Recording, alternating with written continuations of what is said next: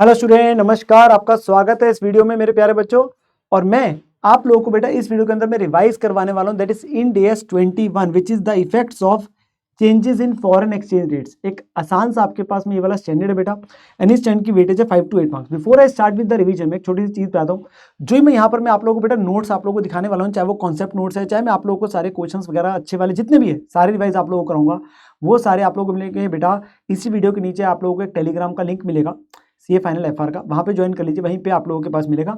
And साथ के साथ एक अलग से प्लेलिस्ट भी पूरी की बनी हुई है इसी वीडियो के नीचे में, उसकी भी प्लेलिस्ट का लिंक डलवा दिया बच्चों के लिए, ताकि वहाँ पर मैं जितने भी इंडिया से बेटा वन शॉट्स जो आप लोगों के लिए आ रहे हैं ना, वो सारे वहीं पर आप लोगों को देखने को मिल जाएंगे on this particular channel only. ठीक है ना, तो अपने पास बढ़िया तरीके से अपनी रिवीजन करो। Now starting with this Ind AS my dear students, ये स्टैंड बेटा बताने जा रहा है आपको 3 चीजों को कवर करेगा। इसका जो स्कोप है, जो दायरा है, वो क्या क्या कवर करने जा रहा है। एक, हमें अकाउंटिंग सिखाएगा जो फॉरेन करेंसी ट्रांजेक्शन, विदेशी ट्रांजेक्शन जो है, जो विदेशी मुद्रा में ट्रांजेक्शन सारे उनकी कैसे करेंगे। भाई हम फॉरेन से गुड्स खरीद रहे हैं, बेच रहे हैं, लोन ले रहे हैं, लोन दे रहे हैं, उनकी क्या अकाउंटिंग होगी। दूसरा, ट्रांसलेशन के बारे में बताएगा financial statements of the foreign operation. अगर हमारे विदेश में फॉरेन में ऑपरेशन है, कोई सब्सिडरी वगैरह है, एसोसिएट, ज्वाइंट वेंचर है, ब्रांच है, तो उसकी हम ट्रांसलेशन जब करते हैं ईयर एंड पे, ताकि हम अपने पास में कंसोलिडेशन वगैरह कर सके, उसमें आपके पास बताएगा। और एक है translation of financial statement to presentation currency, वो हमें समझना प्रेजेंटेशन करेंसी का मतलब क्या होता है। ठीक है ना। अब 3 प्रकार की करेंसी हमें यहाँ पर हमें दी गई है स्टैंडर्ड में, वो 3 प्रकार की करेंसी का अपने पास इस्तेमाल करते हैं वर्ड। एक होती है बेटा फॉरेन करेंसी, एक होती है फंक्शनल करेंसी, और एक होती है प्रेजेंटेशन करेंसी। जो हम नॉर्मली अपने पास बोलते हैं ना लोकल करेंसी, हम नॉर्मली बोलते हैं ना मेन करेंसी, वो हमारे पास मेन होम करेंसी यहाँ पे स्टैंडर्ड उसको वर्ड यूज करता है functional currency. Now what do you mean by functional currency? Functional currency का मतलब होता है बेटा the currency of the primary economic environment जिसमें एंटिटी ऑपरेट कर रही है।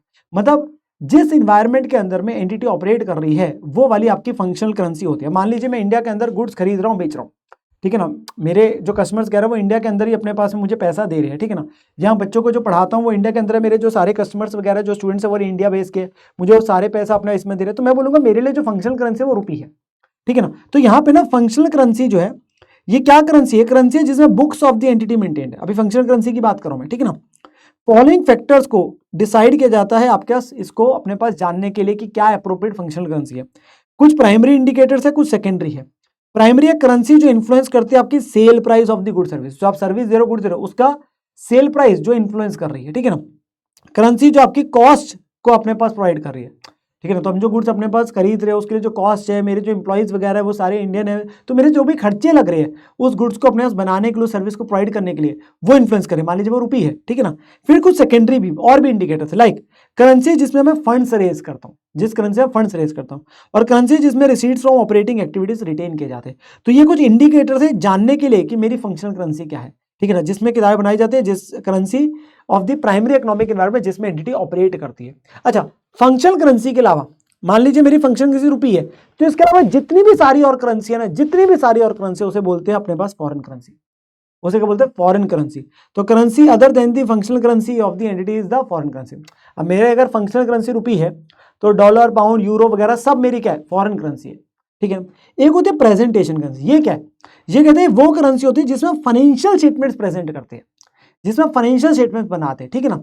अब ये आपकी फंक्शनल करेंसी भी हो सकती है, ये आपकी फॉरेन करेंसी, मोस्टली आप बोलेंगे फंक्शनल करेंसी होगी, बट कुछ जगहों में हम सीखेंगे आपके पास फॉरेन करेंसी भी आपकी क्या बन जाती है? प्रेजेंटेशन करेंसी बन जाती है।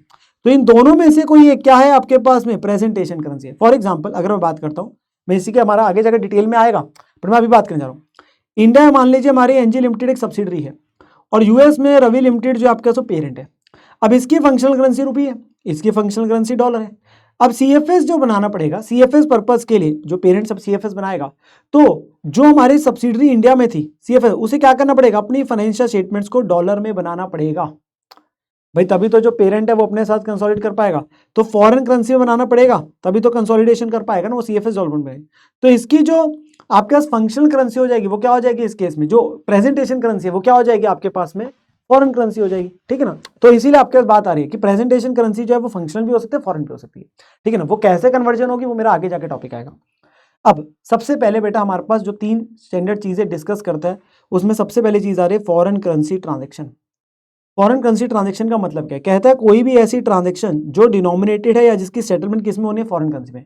जो फॉरेन करेंसी में आपके पास हो रही है, जिसकी सेटलमेंट मतलब जो उसका लेन देन हो रहा है वो फॉरेन करेंसी में होना है। एग्जाम्पल, परचेज करना या सेल करना, good service in foreign currency, मैंने फॉरेन करेंसी से, मैंने मान लीजिए यूएस से गुड्स खरीदे या बेचे या सर्विस ली या सर्विस दी। फिर बोरिंग और lending of funds in foreign currency, मैंने वहां से फॉरेन से लोन लिया, फॉरेन में किसी को लोन दिया। फिर बाइंग और disposing of asset denominated foreign currency, मैंने वहां से फिक्स्ड खरीदा या किसी को बेचा मान लीजिए, ठीक है ना। अब यहाँ पर में क्या होता है, नूर है इनिशियल रिकॉग्निशन। इनिशियल रिकॉग्निशन का मतलब होता है जिस दिन ट्रांजैक्शन हुई उस दिन आप उसे किस वैल्यू पे रिकॉर्ड करेंगे, उस दिन उसे किस वैल्यू पे रिकॉर्ड करेंगे। तो मैंने साथ साथ एग्जांपल के समझाता जाता हूँ। तो फॉरेन करेंसी ट्रांजैक्शन है, एग्जांपल है, तो मान लीजिए एनजी लिमिटेड एक इंडियन कंपनी है, उसकी फंक्शनल करेंसी क्या है, रुपी है, ठीक है ना। हमने मशीनरी खरीदी कितने की, $10,000 की 1 दिसंबर को, ठीक है ना, उधार पे खरीदी क्रेडिट पे। उस दिन एक्सचेंज रेट मेरा 80 है और ईयर एंड पे जाके एक्सचेंज रेट 85 हो रहा है। डेप्शन इग्नोर कर दो, एक बार कॉस्ट मॉडल है क्योंकि मेरा रिवैल्यूएशन मॉडल अलग से समझाऊंगा। एंट्री डालनी है इस साल की। अब सबसे पहली बात आती है initial recognition. What do you mean by initial recognition, जिस दिन ट्रांजैक्शन उस दिन किस पे रिकॉर्ड करेंगे, तो वो कहता है जो उस दिन का रेट है उस पे रिकॉर्ड करेंगे। तो मशीनरी क्योंकि मैंने उधार पे लिया तो एंट्री बनेगी मशीनरी टू क्रेडिटर। तो $10,000 है, उस दिन का रेट है 80, तो 10,000 into 80 करके आपकी एंट्री बन जाएगी in rupees, that is functional currency में आपके पास कन्वर्ट हो जाएगी exchange rate on the date of transaction. यही हमें स्टैंडर्ड बोलते हैं। जो आपके पास इनिशियली रिकॉर्ड करी जाएगी वो करी जाएगी एक्सचेंज रेट ट्रांजैक्शन डेट पे जो रेट है, ट्रांजैक्शन डेट पे जो रेट है। अब आता है बेटा सब्सिक्वेंट रिकॉग्निशन। सब्सिक्वेंट मतलब जब आपके पास बैलेंस शीट डेट आएगी, कहते हैं बैलेंस शीट डेट पे जो आपने अपने पास जो ट्रांजैक्शन है उसकी जो अपने पास करना है चेक, उसके लिए हम पहले ये देखेंगे कि हमारी कोई मॉनेटरी आइटम है वो कि नॉन मॉनेटरी आइटम है, क्योंकि फर्क पड़ेगा। Know what do you mean by monetary item, बेटा मॉनेटरी आइटम का मतलब होता है मेरे प्यारे बच्चों कोई भी ऐसा एसेट या लायबिलिटी, एसेट या लायबिलिटी जिसकी सेटलमेंट जो होनी है ना fix determinable units of currency, जिसका अमाउंट फिक्स है, मिलना या देना फिक्स है, डिटर्मिनेबल है, मतलब उसका अमाउंट फिक्स है, पता है कि इतने पैसे मिलने या इतने पैसे ही देने। फॉर एग्जांपल ट्रेड रिसीवेबल जो मेरे डेटर है, ट्रेड पेपर, इनका अमाउंट फिक्स है ना, इतने ही लेने हैं या इतने ही देने हैं। कोई लोन गिवन है, किसी को लोन दिया है तो इतने ही मिलेंगे, लोन लिया है तो इतने ही देने, फिक्स अमाउंट। या कैश एंड बैंक पड़ा है मेरे पास फॉरेन बैंक में तो फिक्स है वो अमाउंट, वो तो पता ही हो, तो करेंसी है, कैश हेल्ड है वो तो, ठीक है ना। फिर इंप्लॉई बेनिफिट पेबल, अब मेरी salary payable, outstanding salary fix है ना, इतनी देनी है। Income tax payable, import duty payable, provision for doubtful date. Provision for doubtful इसलिए क्योंकि डेटर आपकी मॉनिटरी है। इसके अलावा जो भी बाकी सारे आइटम्स होते हैं वो नॉन मॉनिटरी होती है, क्योंकि इनके ना नियम अलग अलग है। ये बाकी सारी non monetary item other than monetary जिनका अमाउंट फिक्स डिटर्मिनेबल नहीं है। फिक्स एसेट पीपी है, इंटेंजिबल एसेट्स है। क्यों यार, मशीनरी आपकी किताब में दिख रही है मान लो 50,000 पे, अब वो अपने पास चाहे हमने फॉरन से ले, उसका अमाउंट फिक्स डिटर्मिनेबल थोड़ा है। ये थोड़ी ना कि आज 31 मार्च को अगर मैं मशीनरी को बेचूंगा तो इतने की ही बिकेगी, मान लीजिए कोई मेरे पास ये थोड़ा ना कि कॉन्ट्रैक्ट किसका तो हो चुका है इतने का बेचने का, तो बात समझो। तो मेरे पास में that is not fix determinable कि इतना ही अमाउंट आएगा या जाएगा। या इंटेंजिबल एसेट है, या इन्वेस्टमेंट प्रॉपर्टी है, इन्वेंट्रीज है, deferred tax asset liability, detail, prepaid expense. Sir prepaid expense क्यों नहीं, बेटा बात समझो, प्रीपेड एक्सपेंस का मैंने आज ही पेमेंट कर दी अगले साल की, मैंने अगले साल की सैलरी की आज ही पेमेंट कर दी, मुझे बताओ कल को मुझे वो पैसे वापस मिलेंगे कि मुझे उसके बदले गुड सर्विस मिलेगा। सर मुझे तो गुड सर्विस मिलेगा ना, तो मुझे गुड सर्विस मिलेगा, पैसे तो ना मिले। हम तो fix determinable units of currency का पैसे की बात कर रहे हैं, कितना फिक्स है इतना मिलेगा, ठीक है ना। या इनकम रिसीव्ड एडवांस, पहले ही आज पैसे मिल गए, अगले साल गुड्स देने सर्विस देने, तो इसके बदले गुड सर्विस देने ना हमने, तो इसलिए ये भी आपके पास में क्या है, नॉन मॉनिटरी है। या आपके पास शेयर कैपिटल वगैरह, ये सारे क्या आपके पास में non monetary items, non monetary. अब इसमें नियम क्या है, कहते हैं अगर मॉनिटरी आइटम है ना, अगर ये वाली आइटम्स है तो उसके लिए आपको क्लोजिंग रेट पे उसे लेके आना है, मतलब जो 31 मार्च का रेट होगा ना उस वैल्यू पे उसे दिखाने का है, exchange rate on the balance sheet date, और जो भी डिफरेंस आएगा एक्सचेंज गेन लॉस वो पीएनएल में चले जाएगा अगर मॉनिटरी आइटम है। और अगर नॉन मॉनिटरी आइटम है तो उस केस में नॉर्मल कोर्स में हम कोई रीमेजरमेंट नहीं करते, तो कोई एक्सचेंज डिफरेंस नहीं है। अगर हिस्टोरिकल कॉस्ट पे दिखाना होता है, हाँ फेयर वैल्यू वाले पे अलग से आता हूँ, अगर हिस्टोरिकल कॉस्ट पे दिखाना है तो कोई रीमेजरमेंट नहीं, जब रीमेजरमेंट नहीं तो एक्सचेंज डिफरेंस होगा। For example in our question मुझे बताओ, जब मैं 31 मार्च को आऊंगा इस मशीनरी और क्रेडिटर में से कौन सी मॉनिटरी आइटम है कौन सी नॉन मॉनिटरी। सर क्रेडिटर मेरी मॉनिटरी आइटम है, तो जो क्रेडिटर है ना जो मैं बैलेंस शीट में दिखाऊंगा वो 8 लाख पे नहीं दिखाऊंगा, वो 80 के हिसाब से है, मेरे को 85 पे लेके जाना पड़ेगा। तो क्रेडिटर मेरी मॉनिटरी आइटम है तो इसको रीमेजरमेंट करनी पड़ेगी, उसे क्लोजिंग रेट पे दिखाओ। तो मेरा अपने पास में 85 पे लेके जाने के लिए 5 रुपए से क्रेडिटर बढ़ाने हैं, 5 रुपए से क्रेडिटर बढ़ाने, तो बढ़ाने के लिए बेटा क्रेडिट करूंगा और मेरा नुकसान है। देखो एक बड़ा सिंपल सा रूल है, मेरी लायबिलिटी अगर बढ़ रही है तो नुकसान है यार, लायबिलिटी बढ़ रही है नुकसान है, अगर कम होता रेट तो फायदा होता। हाँ एसेट होता, मान लो डेटर होता, ट्रेड रिसीवेबल होता, या मैंने किसी को लोन दिया होता तो वो एसेट है मेरा, एसेट में अगर बढ़ रहा है रेट बढ़ गया आपके पास तो फायदा है, कम हो रहा है तो नुकसान है, एक नॉर्मल सी बात हो रही है। तो एक्सचेंज लॉस आ गया जो कहाँ चला जाएगा, पीएल में चला जाएगा 50,000। हाँ, मशीनरी मेरी नॉन मॉनिटरी आइटम है तो उसकी कोई रीमेजरमेंट नहीं होगी, मशीनरी की कोई रीमेजरमेंट नहीं होगी। अब बैलेंस शीट पीएल में कैसे दिखेगा, बैलेंस शीट में एसेट साइड में पीपी में मशीनरी कितने की आएगी, 8 लाख की आएगी। जो लायबिलिटी साइड में बेटा आपके पास क्रेडिटर है वो 850 के आएंगे, उसे रीमेजर कर दिया। और जो एक्सचेंज डिफरेंस एक्सचेंज लॉस है वो कहाँ चला गया, पीएल में चला गया 50,000, जो यहाँ अदर इक्विटी रिटेन अर्निंग में दिख जाएगा -50।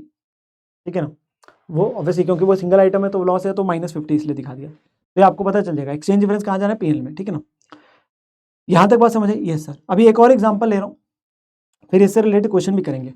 इंडियन कंपनी है, फंक्शनल करेंसी रुपी है, मशीनरी खरीदी $10,000 की उधार पे, वही रेट 80 था और बाद में 85 हो गया। डेप्शन को एक बार इग्नोर कर दो, यहाँ रीवैल्यूएशन मॉडल है उसी का फर्क है, वो सिखाना है आपको। और फेयर वैल्यू ईयर एंड पे कितनी है, $11,000 है, एंट्री डालनी। अब देखो पहले दिन की एंट्री में कोई दिक्कत नहीं है, 1 दिसंबर की, 1 दिसंबर की जो एंट्री हो मशीनरी टू क्रेडिटर है 10,000 इंटू 80, क्योंकि $10,000 की थी उस दिन, रेट 80 था, 10,000 80 8 लाख हो गया। ईयर एंड पे मुझे बताओ मॉनिटरी आइटम कौन सी है, सर मॉनिटरी आइटम है क्रेडिटर, अभी आपने बताया।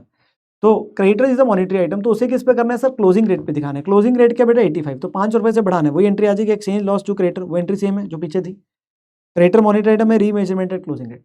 नाउ मेन चीज आती है, मेरी जो मशीनरी है उसके लिए पीपी के लिए मैं अपने पास में इंडिया 16 के अंदर मैं अपने पास बात कर रहा हूँ बेटा, रीवैल्यूएशन मॉडल फॉलो कर रहा हूँ। जब मैं रीवैल्यूएशन मॉडल फॉलो कर रहा हूँ तो मैं उसे $11,000 पे लेके जाना है। अभी वो $10,000 के हिसाब से दिख रही थी, तो मेरे पास मशीनरी नॉन मॉनिटरी आइटम है पर मैं रीवैल्यूएशन मॉडल को फॉलो कर रहा हूँ। तो मैं उसे किस अमाउंट पे दिखा रहा हूँ, 10,000 इंटू 80 8 लाख।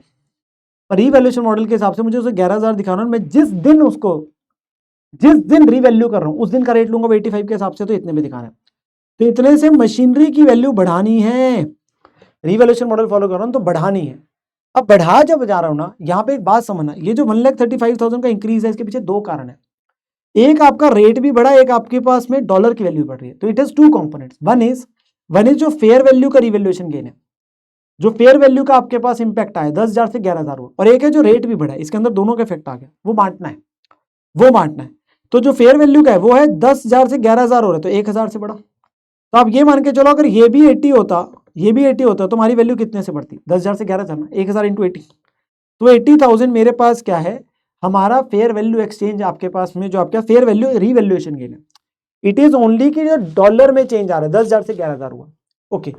और जो एक्सचेंज गेन है वो क्या है, कि जो हमारा रेट 80 से 85 हो रहा है, रेट 80 से 85 हो रहा है, तो मेरे पास में 11,000 आपके पास हो रहा है into 85 minus 80 which is 55,000।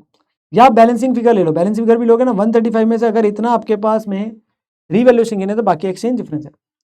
It means कि अगर ये वैल्यू 11,000 होती, 11,000 इंटू 80 था और ये 11,000 इंटू 85 है, तो ₹5 का जो आ रहा है फर्क वो किस चीज़ का, एक्सचेंज गेन है ना। बताओ, मशीनरी है, एसेट है, बढ़ रहा है, मशीनरी एसेट है, बढ़ रहा है। अब हमने क्या करना है, ध्यान सुनना, जो ये वाला है वो क्या जाएगा, machinery to revaluation surplus OCI NR। ये तो हमें अपने पास कौन बोलते हैं, इंडिया 16 बोलते हैं कि रिवैल्यूएशन सरप्लस में जाएगा, जो कि OCI NR के आइटम है। ठीक है ना, not to be reclassified to P&L 80,000।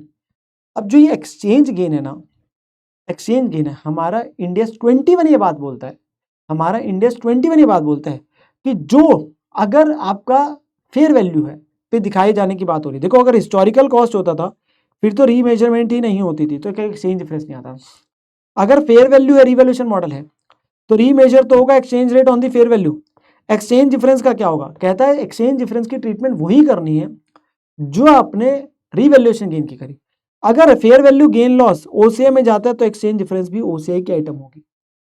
अगर fair value gain loss PL में जाता तो एक्सचेंज डिफरेंस भी PL में जाएगा। ठीक है ना, तो हमारे पास क्योंकि ये आपके पास में रीवैल्यूएशन सरप्लस OCI में जा रहा है, तो ये एक्सचेंज डिफरेंस भी जो एक्सचेंज गेन है वो भी OCI NR में जाएगा। एक्सचेंज गेन वो भी वहीं पे जाएगा, पीछू जाने का है, पीछू जहां आपके पास फेयर वैल्यू गेन जा रहा है वहीं पे एक्सचेंज डिफरेंस भी जाएगा। अगर वो PL में जाता तो एक्सचेंज डिफरेंस भी PL में जाता। अगर ये रिवैल्यूएशन सरप्लस में जा रहा है OCI में, तो वो भी आपके पास वहीं जाएगा OCI में, वो आइटम सेम बनेगी, वो वहीं बनेंगे आइटम। ठीक है ना, अच्छा ये वाली बात मैंने आपको सिखाई कि नॉन मॉनिटरी का बेटा अगर हिस्टोरिकल कॉस्ट है फिर तो करना ही नहीं है। हाँ, फेयर वैल्यू वाला है फिर हम करेंगे, और उसके में एक्सचेंज डिफरेंस की ट्रीटमेंट वही होगी जो रिवैल्यूएशन वाले की होगी। ठीक है ना, इसी से रिलेटेड एक क्वेश्चन भी है, अच्छा क्वेश्चन है, देखो पेपर में 5 मार्क वगैरह का। ठीक है ना, क्वेश्चन जो है 30 जनवरी को मशीनरी खरीदी बेटा $5,000 की USA से। ठीक है ना, रुपीज़ आपके पास में फंक्शनल करेंसी, एक्सचेंज रेट कितना था उस दिन 60 था। फेयर वैल्यू मशीनरी की ईयर एंड पे 5,500 होगी। एक्सचेंज रेट ईयर एंड पे कितना है 65 है। पेमेंट अगले साल कर रहे बेटा, एक्सचेंज रेट अगले साल जाके 67 होगा। अब 1 साल बाद और चलेंगे तो 2 साल के ट्रांजेक्शन यहाँ। फेयर वैल्यू अभी भी सेम है उससे अगले साल भी ईयर एंड पे। टैक्स रेट 30, जैसे ही टैक्स रेट आता है एक चीज दिमाग में ले आया करो, डिटेल डी टी है। डेफर टैक्स आया था भाई, इंड एस 12 कूद के आया था जैसे ही आपके पास में ही आता है तभी की तभी आपके पास में डेफर टैक्स वाली बात आती है, टैक्स रेट होते। रीवैल्यूएशन मॉडल आपके पास में फॉलो कर रहे हैं, कह रहे जर्नल एंट्री डालनी है 2 सालों की। अब सबसे पहले let us go step by step. सबसे पहले पहले साल की एंट्री, उसमें पहले दिन की एंट्री, जिस दिन आपने मशीनरी खरीदी $5000 की, उस दिन रेट क्या था 60 था, तो 5000 इंटू 60 के हिसाब से एंट्री आएगी। तुम्हारी एंट्री क्या बनी, 30 जनवरी को machinery to creditor 5000 into 60 3 lakh rupees, ठीक है जी। अब ईयर एंड पे हमें सबसे पहले मेरे पास यहाँ पे क्रेडिटर मॉनिटरी आइटम है, उसकी रीमेजरमेंट करनी पड़ेगी क्लोजिंग रेट पे। ईयर एंड पे रेट क्या 65, तो 65 रेट है, तो मुझे क्या करना पड़ेगा 5000 इंटू 5 रुपये से बढ़ानी पड़ेगी लायबिलिटी। और ये एक्सचेंज लॉस कहाँ जाना है, पीएल में, ये तो पीएल में ही जाना है एक्सचेंज डिफरेंस। मॉनेटरी आइटम का एक्सचेंज डिफरेंस ने पीएल में ही जाना है भाई, वो तो नॉन मॉनेटरी का रीवैल्यूएशन मॉडल वाले की बात हो रही थी, ठीक है ना, इसे मत गलत कर देना, ये पीएल में जाना है। मशीनरी जो है नॉन मॉनेटरी आइटम और उसका रीवैल्यूएशन मॉडल है। अब उस केस के अंदर में हमारी वैल्यू मशीनरी कितनी होनी है सर, $5000 से कितनी पहुंच गई, $5500 पहुंच गई। 5000 से आपके पास बेटा 5500 पहुंच जाती है, 5000 से 5500 पहुंच जाती है, तो $500 का इंक्रीज है। और रेट भी आपका जो पहले था 60, अब वो आपके पास में कितना पहुंच गया सर, रेट भी हमारे पास में 60 से 65 हो रहा है, तो 2 इंपैक्ट आएंगे ना। तो इसका जैसे पिछले क्वेश्चन में क्या था वही बना लिया, 5000 इंटू 60 इनिशियल अमाउंट था, ईयर एंड पे 5500 इंटू 65 हो गया 357,500, इतने का इंक्रीज है। अब इसके अंदर 2 कंपोनेंट है, एक जो एक्चुअली में आपका रीवैल्यूएशन गेन है, तो वो 5000 से 5500 हो रहा है इंटू 60, उसी दिन का रेट। तभी तो आपके पास आएगा ना, अगर यही रेट चेंज ना होता तो सिर्फ इसका इंपैक्ट क्या है रीवैल्यूएशन का, तो वो हुआ 30,000, वो फेयर वैल्यू गेन है। और बाकी है एक्सचेंज डिफरेंस, बैलेंसिंग फिगर बोल दो, या आपके पास में जो आ रहा है एक्सचेंज डिफरेंस 5500, अगर ये 5500 होता तुम्हारा 5 रुपए से जो बढ़ रहा है 27,500। अब machinery to revaluation surplus OCI, ये तो आपका जाना ही जाना है। अब ये जो एक्सचेंज गेन है ये भी कहाँ जाना है, ये भी यहीं पे जाएगा, revaluation surplus OCI exchange gain. Year end पे एसेट की वैल्यू बैलेंस शीट में क्या दिखेगी सर, 3 लाख था, हमने वैल्यू बढ़ाई 2 चीज़ों से, तो 357,500 हो गई वैल्यू ईयर एंड पे, जो कि हमने बोली थी, ठीक है ना। और क्रेडिटर कितने पे दिख रहे होंगे, वो तो 3 लाख प्लस 25,000 करके 325 पे। ये हमारा ईयर 1 क्लोज हुआ। अब इसके साथ में एक और चीज़ आती है, एक एंट्री बची है, which is defer tax. Defer tax आ रहा है, टैक्स रेट दे रहा है क्योंकि, तो अब यहाँ पे समझना, हम जब निकालते बेटा इंड एस 12 के हिसाब से तो क्या बोलते हैं सर, ईयर एंड पे मशीनरी 357,500 कैरिंग अमाउंट पहुंच गया, टैक्स बेस तो 3 लाख है, क्योंकि इनकम टैक्स के अंदर तो ऐसा कुछ है नहीं भाई, वहां तो जो आपके पास है वो तो वैल्यू 3 लाख ही दिख रही होगी ना इनकम टैक्स के अंदर, तो वहां तो कोई फेयर वैल्यू गेन की बात ही नहीं होती। तो 357,500 तो डिफरेंस हो गया 57,500 का, उस पर क्या बनेगा सर, DTL बन जाएगा 30% के हिसाब से। भाई कैरिंग अमाउंट को टैक्स बेस के पास लेके जाना है, एसेट है, एसेट की वैल्यू आपके पास में कम करने का है, ठीक है ना, कैरिंग अमाउंट को टैक्स बेस के पास लेके जाना है, तो एसेट कम करना, तो आपका डिटेल बन जाता है, जो हम इंड एस 12 में सीखते हैं, ठीक है ना। तो वो आपके पास में डेफर टैक्स लायबिलिटी आ गया। अब इसकी एंट्री क्या बनेगी प्लीज समझाना, ये इंड एस 12 में सीखते हैं बेटा, मैं फिर से बोल रहा हूँ, एक बात याद रखना, अब ये डिटेल जो बनाओगे it will not be PNL to DTL, ये बात हमने डेफर टैक्स वाले में सीखी थी बात। जब हम बोलते हैं, प्लीज समझना, जब हम बोलते हैं अपने पास में कि ये डिटेल बन किसके ऊपर रहा है, ये बन रहा है बेटा इन चीजों के ऊपर जो रिवैल्यूएशन रिजर्व में गया हुआ, रिवैल्यूएशन सरप्लस में, OCI में, तो वो भी OCI में ही जाएगा, तो it will be OCI to DTL होगा, it will not be PNL to DTL। भाई DTL जिस चीज के ऊपर क्रिएट कर रहे हो, अगर वो आइटम आपके पास PNL में गई है तो PNL टू DTL, अगर वो खुद आइटम ऑफ OCI तो OCI टू DTL आएगा ना, प्लीज इंपॉर्टेंट चीज है, तो ये मैंने लिख के काटा हुआ था, ठीक है ना। जब अगले साल आएंगे मेरे प्यारे बच्चों, नेक्स्ट ईयर में क्या होगा सर, नेक्स्ट ईयर के अंदर में हमारा रेट जो है 65 से 67 हो गया था, तो जब हम क्रेडिटर को पे करेंगे तो क्रेडिटर तो 65 के हिसाब से दिख रहा था, पर जो 2 बैंक करेंगे पेमेंट कर रहे थे उसे अगले साल के एंड में 67 है, तो बाकी एक्सचेंज डिफरेंस आगे वो लॉस है, वो PL में ही जाएगा, वो लॉस PL में जाएगा क्रेडिटर वाला। ओके, मशीनरी की वैल्यू पिछली बार इतनी थी 65 के हिसाब से, आज उसकी फेयर वैल्यू में कोई चेंज नहीं है, क्वेश्चन ने बोला, हाँ रेट बढ़ गया 65 से 67 हो गया, और क्योंकि फेयर वैल्यू है तो हम इस वजह से आपके पास दिखा रहे, तो इतने का इंक्रीज आपके पास आएगा। अब ये सारा एक्सचेंज गेन है, क्यों आपके पास में, क्योंकि आपका फेयर वैल्यू में तो चेंज हुआ ही नहीं है, उसने क्वेश्चन ने बोला भी था कि फेयर वैल्यू आपके पास में जो है मशीनरी की वो सेम है, तो सिर्फ एक्सचेंज डिफरेंस ही आने की बात हो रही है, तो ये सारे का सारा एक्सचेंज गेन है। कहाँ जाएगा पर ये exchange gain sir, exchange gain revaluation surplus OCI में ही जाएगा, तो मशीनरी टू रिवैल्यूएशन सरप्लस आपके पास जा रहा है 11,000, और लॉजिकली इस 11,000 का 30% जो बनेगा वो DTL द्वारा बन जाएगा। आप क्यूमुलेटिव से दिखाता हूँ अभी जो बनाया हुआ है, तो वो OCI टू DTL ही होगा 3300, जिसे दिखाते कैसे हो, क्लोजिंग वैल्यू इतनी हो जाएगी, टैक्स में तो इतनी ही है, ठीक है ना, डेप्शन इग्नोर्ड है, प्लीज समझ के चलना, ठीक है। तो इतने का डिफरेंस आ गया, इस डिफरेंस के ऊपर इतना डिटेल। अब यहां से जब इससे प्रोस से निकालते हो टिल डेट वैल्यू आती है, प्लीज ये टिल डेट वैल्यू डिटेल की आ रही है जो बैलेंस शीट में दिखनी, पिछले साल इतनी दिख रही थी, तो बाकी डिफरेंस की एंट्री डालोगे ना 3300 की, जितने से इंक्रीज हो रहा है, जितने से इंक्रीज हो रहा है, ठीक है ना। क्रेडिटर का डेफर्ड टैक्स हमने इग्नोर आईसीआई ने किया तो हमने भी इग्नोर कर दिया, जो क्रेडिटर वाले का, ठीक है ना, हमने मेन एसेट वाले का लेके चले थे। तो ये हमारे पास क्वेश्चन पूरे का पूरा हो जाता है। एक और बेटा इसी से रिलेटेड क्वेश्चन है, बिफोर हम आगे और पॉइंट सीखें। वो कहता है सप्लायर ए लिमिटेड ने कॉन्ट्रैक्ट किया विद कस्टमर बी लिमिटेड 1 जनवरी को कि वो डिलीवर करेगा गुड्स और टोटल कंसिडरेशन कितनी चार्ज करेगा, $50 मिलियन, और उसके बदले उसे अपफ्रंट में पेमेंट मिल गई $20 मिलियन की। तो हमने किसी को गुड्स देने ईयर एंड पे, आज उससे एडवांस ले लिया $20 मिलियन का, फंक्शनल करेंसी रुपी है, गुड्स डिलीवर आपका रेवेन्यू कब रिकॉर्ड हो रहा है 31 मार्च को, बाकी 30 मिलियन की आपके पास कब मिल रही है 1 अप्रैल को, अगले साल के पहले दिन। फाइनल सेटलमेंट होगी, एक्सचेंज रेट कितना था फर्स्ट डे पे जिस दिन पैसे पहले मिले 72 था, ईयर एंड पे 75 है। कैसे करेंगे प्लीज ध्यान सुनना यहाँ पे, जिस दिन हमें पैसे मिल रहे एडवांस के रूप में उस दिन कितने मिले सर 20 मिलियन मिले, उस दिन का रेट है 72, तो एंट्री क्या बनेगी, bank to advance from the customer 20 million into 72, इतने से एंट्री बन जाएगी। अब जब मैं ईयर एंड पे रेवेन्यू रिकॉर्ड करने की बात करूंगा, प्लीज समझना, जब हमने गुड सप्लाई करा तो हम रेवेन्यू रिकॉर्ड करेंगे 50 मिलियन के हिसाब से। बेटा ये आपके पास ना नॉन मॉनिटरी आइटम है, एडवांस है, क्योंकि इसके बदले गुड्स दे रहे हैं, तो होगा क्या, ये डायरेक्टली रेवेन्यू में ट्रांसफर हो जाएगा, ये डायरेक्टली 72 के हिसाब से रेवेन्यू में रिकॉर्ड होगा इस तारीख को, और जो बाकी 30 मिलियन है वो उस दिन के रेट के हिसाब से होगा, वो आपके पास rate receivable to revenue 3000 into 75, 3000 into 75, तो टोटल रेवेन्यू रिकॉर्ड कितना हुआ, एक 1440, एक 2250, तो इतना रेवेन्यू रिकॉर्ड किया जाएगा, इतना रेवेन्यू रिकॉर्ड किया जाएगा। और जब पैसे मिलेंगे तो बैंक टू डेटर, हाँ मिल अगले ही दिन रहे इस क्वेश्चन में, तो कोई एक्सचेंज डिफरेंस उसका आ नहीं रहा, अगर वो पहले आता और फिर एक्सचेंज डिफरेंस होता तो डेटर का बन जाता, क्योंकि डेटर मॉनिटरी आइटम है, पर ये एडवांस फ्रॉम कस्टमर जो है ये मॉनिटरी आइटम नहीं है, आपने इसको 75 पे नहीं लेके जाना, बच्चा यही गलती करता है।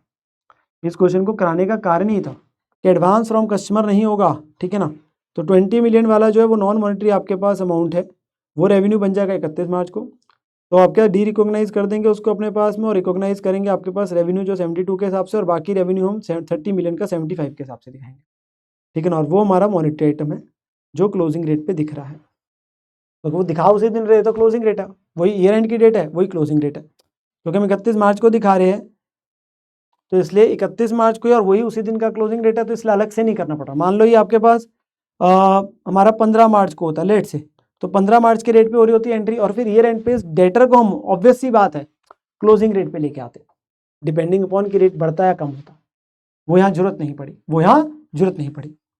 नाउ कुछ ना छोटे छोटे पॉइंट्स आ रहे हैं, स्पेशल पॉइंट जो हमें स्टैंडर्ड बोलते हैं, हमें पता होना चाहिए। एक है इन्वेंट्री, अगर बेटा फॉरेन करेंसी में खरीदी, इन्वेंट्री अगर फॉरेन करेंसी में खरीदे जो कि नॉन मॉनिटरी आइटम है इन्वेंट्री, तो उसे जब मेजर करना है ईयर एंड पे, तो इसके बारे में क्या बोला जाता है। मान लो इन्वेंट्री हमने खरीदी थी $2000 की 1 दिसंबर को, ईयर एंड पे उसकी एनआरवी है $1900, 1900, एक्सचेंज रेट जिस दिन खरीदा था उस दिन 80 था, ईयर एंड पे 85 है। अब आपने क्या करना है, आपने ये नहीं बोलना दिस और this which ever is lower India 2 का रूल लगा दिया, नहीं, आपने पहले कन्वर्ट करना है इनटू रुपीज फंक्शनल करेंसी में, फिर लोअर देखना है। तो कॉस्ट जो है वो है 2000 इंटू 80, जिस दिन खरीदी थी उस दिन 80 था ट्रांजेक्शन रेट का रेट, और ये 1900 किस दिन टर्मिन कर रहे हो, ईयर एंड पे, तो इस दिन का रेट 85 के हिसाब से, जिस दिन जनवरी टर्मिन कर रहे हो क्लोजिंग रेट। अब इन दोनों में से जो लोअर है उस पर दिखाई जाएगा इंडेक्स 2, इवन चाहे एनआरवी डॉलर में कम थी, पर हम जो अपने पास कंपेयर करेंगे वो after converting into functional currency rupees में करने के बाद करेंगे। तो हमारा रूल क्या है, लोअर ऑफ कॉस्ट और एनआरवी जो करना है वो कन्वर्जन के बाद करना है। तो जो कॉस्ट है फॉरेन करेंसी की उसे किस पे कन्वर्ट करेंगे, जिस दिन वो इन्वेंट्री खरीदी थी उस दिन जो रेट था ट्रांजेक्शन रेट के रेट से, परचेज रेट के, और एनआरवी जो फॉरेन करेंसी के वो जिस दिन एनआरवी टर्मिन करी, मतलब ईयर एंड का rate which is the closing rate जो होता है, मल्टीप्लाई करने के बाद चेक करना है लोअर का। सेम तरीके से एक और जगह होता है विच इज इम्पेयरमेंट लॉस, ऐसा एसेट जो फॉरेन करेंसी में खरीदा था, फॉरेन से मान लीजिए कोई एसेट खरीदा, मशीनरी पीपीए कोई इंटेंजिबल एसेट है जिसका हमारा इम्पेयरमेंट लॉस की बात आ रही है, ठीक है ना, तो उस केस में क्या होता है, उस केस में क्या होता है, तो मान लीजिए मशीनरी खरीदी $10,000 की, ईयर एंड पे रिकवरेबल अमाउंट 9900 है, तो आप बोलेंगे इम्पेयरमेंट लॉस आ गया $100 का, नहीं, प्लीज समझो इम्पेयरमेंट लॉस जो निकालना है फिर से मेरे प्यारे बच्चों हमें कन्वर्ट करने के बाद चेक करना है, ठीक है ना, डिडक्शन इग्नोर कर दो एक बार। तो जिस दिन खरीदा था उसके हिसाब से कॉस्ट बनी 10,000 इंटू 80 जो कैरिंग अमाउंट है, इग्नोरिंग द डिडक्शन, और जो रिकवरेबल अमाउंट है वो 9900 इंटू ईयर एंड का रेट 841,500, तो इम्पेयरमेंट लॉस नहीं होगा क्योंकि रिकवरेबल अमाउंट कैरिंग अमाउंट से ज़्यादा है। इम्पेयरमेंट लॉस नहीं होगा क्योंकि रिकवरेबल अमाउंट कैरिंग अमाउंट से ज़्यादा है। तो वही चीज़ आपके पास यहाँ पे मैंने लिखी हुई है। सेम जैसे इन्वेंट्री वाले में क्या वैसे यहाँ पे करना है, ठीक है ना। वो कन्वर्जन करने के बाद चेक करना है कि कैरिंग अमाउंट ज़्यादा है कि रिकवरेबल अमाउंट ज़्यादा है, फिर उसका इम्पेयरमेंट लॉस आएगा कि नहीं आएगा, ठीक है ना। एक आता है बेटा, अगर लोन या investment denominated in foreign currency है, लोन या इन्वेस्टमेंट डिनोमिनेटेड फॉरेन, तो इसका एक मैं क्वेश्चन आपको कराने जा रहा हूँ। ये आरटीपी का क्वेश्चन है। ये ना इंडेक्स 21 आ गया और इसमें फाइनेंशियल इंस्ट्रूमेंट 109 भी आ गया। और मजे की बात क्या, ऐसा एक सेम क्वेश्चन है हमने इंडेक्स 116 लीजिंग में भी किया होता है, तो मैंने वो बच्चे के लिए लिखा होता है सिमिलर क्वेश्चन, ठीक है ना। अब क्वेश्चन के अंदर क्या है, वहाँ तो चलो लीज को आता है आपके पास, यहाँ पे आपके पास लोन कर रहा है। 1 अप्रैल को एक लोन लिया फॉरेन इन्वेस्टर से, इन्वेस्टर से आपके पास लिया 6 मिलियन फॉरेन करेंसी का लोन। हमारा कुछ उस पर खर्चा भी लगा, इशू कॉस्ट 2 लाख आपके पास फॉरेन करेंसी की। इंटरेस्ट हमने देना एनुअली इतने का, सीधा दे दिया आपके पास में, ठीक है ना। 31 मार्च starting from first year and. Loan की रीपेमेंट कब करनी है, 6 साल बाद, ठीक है ना। एट प्रीमियम, मतलब जो हमने देना प्रिंसिपल प्लस कुछ प्रिंसिपल प्रीमियम करके देना होगा, पता नहीं कितना देना, पर प्रीमियम के साथ देना। और इफेक्टिव रेट दे दिया 12% है भाई, इफेक्टिव रेट दे रखा है, EIR गिवन है 12% है, आसान हो रहा है। अप्रोप्रिएट रेट्स दे रहा है बेटा आपको, जिस दिन लिया था उस दिन रेट था 1 आपके पास फॉरेन करेंसी जो आपके पास दे रखा है 2.5 था, ईयर एंड पे 2.75 है और एवरेज रेट है 2.42। हमसे पूछ रहे क्या क्या वैल्यूज दिखाई जाएगी इन सब की कन्वर्जन करके। अब इस केस में पहले आपने क्या करना है, पहले आपने 109 लगाना है पूरे का पूरा, जब तक आप वो टेबल नहीं बनाते अमोर्टाइजेशन का। तो जो स्टेप्स है, तो पहला स्टेप क्या होता है, हमने स्टेप नंबर 1, वो लोन लिया हमारे लिए फाइनेंशियल एबिलिटी है, मैंने लोन लिया तो लोन मेरे लिए क्या होगी, फाइनेंशियल एबिलिटी। पहले स्टेप में कैश फ्लो, फर्स्ट जब हमने कितना लिया 60 लाख, 6 मिलियन था ना, तो 60 लाख हो गया, मिलियन है। आपने फॉरेन FVY इनफ्लो है और उसी दिन ट्रांजेक्शन कॉस्ट 2 मिलियन आपके पास था और 2 लाख था, तो 2 लाख आपके पास आ गया, ठीक है ना। 6 साल तक इंटरेस्ट देना कितने का, 6 लाख का देना हर साल का, 6 लाख एनुअल है फॉरेन करेंसी में। और ईयर एंड पे जाके प्रिंसिपल प्लस प्रीमियम देना है, अब वो कितना देना है वो बताया नहीं है, पर EIR दे रखा है। अब ये ट्रांजैक्शन किस पे हो रही है, ऑफ मार्केट रेट, क्योंकि 12% रेट है और ये आपके पास में अगर देखोगे इसके ऊपर आपका ये 10% बनता है, जबकि EIR आपका 12% है इफेक्टिवली, तो आपके लिए ऑफ मार्केट रेट वाला हो गया, जो वहाँ पे इंडेक्स 109 में सीखते हैं, CFI लेवल 1 इनपुट है, प्री एग्जिस्टिंग रिलेशनशिप है। यहाँ पे फेयर वैल्यू क्या होगी, अगर मार्केट टर्म्स पे है, अगर मार्केट टर्म्स पे आपके पास है तो हमारे पास transaction price minus transaction cost करके आपके पास 58 लाख हो गया, तो फेयर वैल्यू सीधा आ गई आपके 60 लाख माइनस आपके पास 2 लाख करके 58 लाख आ गया, ठीक है ना, ठीक है। और EIR आपका सीधा ही निकाल के दे रखा है 12%, EIR सीधा ही निकाल के दे रखा है बेटा 12%, तो EIR आपको डायरेक्टली ही दे दिया, क्या दे दिया 12%। अब आपने क्या करना है, ये आपका स्टार्टिंग पॉइंट होगा, जो आपके पास आ रही वैल्यू जो फेयर वैल्यू है और रेट दे रखा है, इससे आपके पास निकल जाएगा, एक ही साल का बनाना है हमें। ईयर एंड पे 58 लाख आपके पास था फेयर वैल्यू, इस पे आपके पास 12% बना, रीपेमेंट जो है वो आपके पास में कितनी हो रही है, 6 लाख की हो रही थी, जो आप दे रहे हो, तो क्लोजिंग बैलेंस आ जाएगा।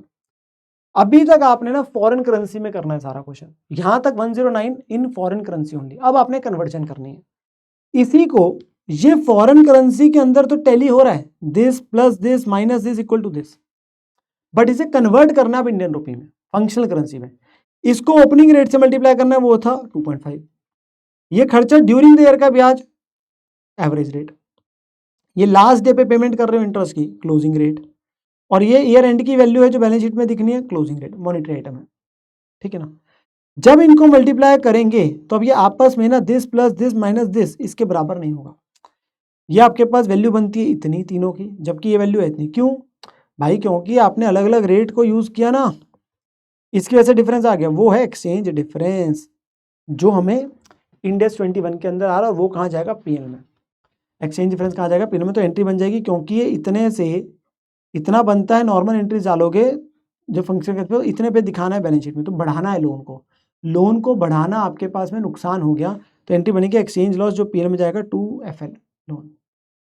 कम करना होता तो फायदा हो जाता, एक्सचेंज लॉस है क्योंकि बढ़ानी है लायबिलिटी, इतने से जो डिफरेंस है, ठीक है ना। उसने हमसे पूछा था किस किस वैल्यू में रुपीज़ में दिखाएंगे, तो फर्स्ट डे की वैल्यू पूछी थी, वो बता दी हमने कन्वर्ट करके। इंटरेस्ट कितना दिखाएंगे, पेमेंट है, क्लोजिंग रेट है, बस वो वैल्यूज आपको बतानी है, एक्सचेंज डिफरेंस कितना था, एक्सचेंज लॉस। क्वेश्चन हमसे यही पूछ रहा था, भाई बता दो मैं क्या क्या चीज़ों में इनिशियल मेजरमेंट अमाउंट क्या होगा, कॉस्ट कितनी है, क्लोजिंग बैलेंस क्या, एक्सचेंज डिफरेंस क्या, वो हमने सारी चीज़ें थे, और ट्रीटमेंट क्या होनी है आपके पास में, तो वो हमने सब बता दिया करके, ठीक है ना। यहाँ तक हमारे पास बात क्लियर हो जाती है, यस सर, यहाँ तक हमारे पास बात क्लियर होती है। ये टेबल वाला पार्ट मैंने आपको करके बता दिया, कौन सी चीज़ किस रेट पर मल्टीप्लाई होनी है, कैसे आना है, ठीक है ना। अगला मेरे प्यारे बच्चों आता है topic that is foreign operation. अगला हमारे पास इंपॉर्टेंट टॉपिक यहाँ पे नो फॉरेन ऑपरेशन के, विदेश में आपके पास ऑपरेशंस की बात होने जा रही है।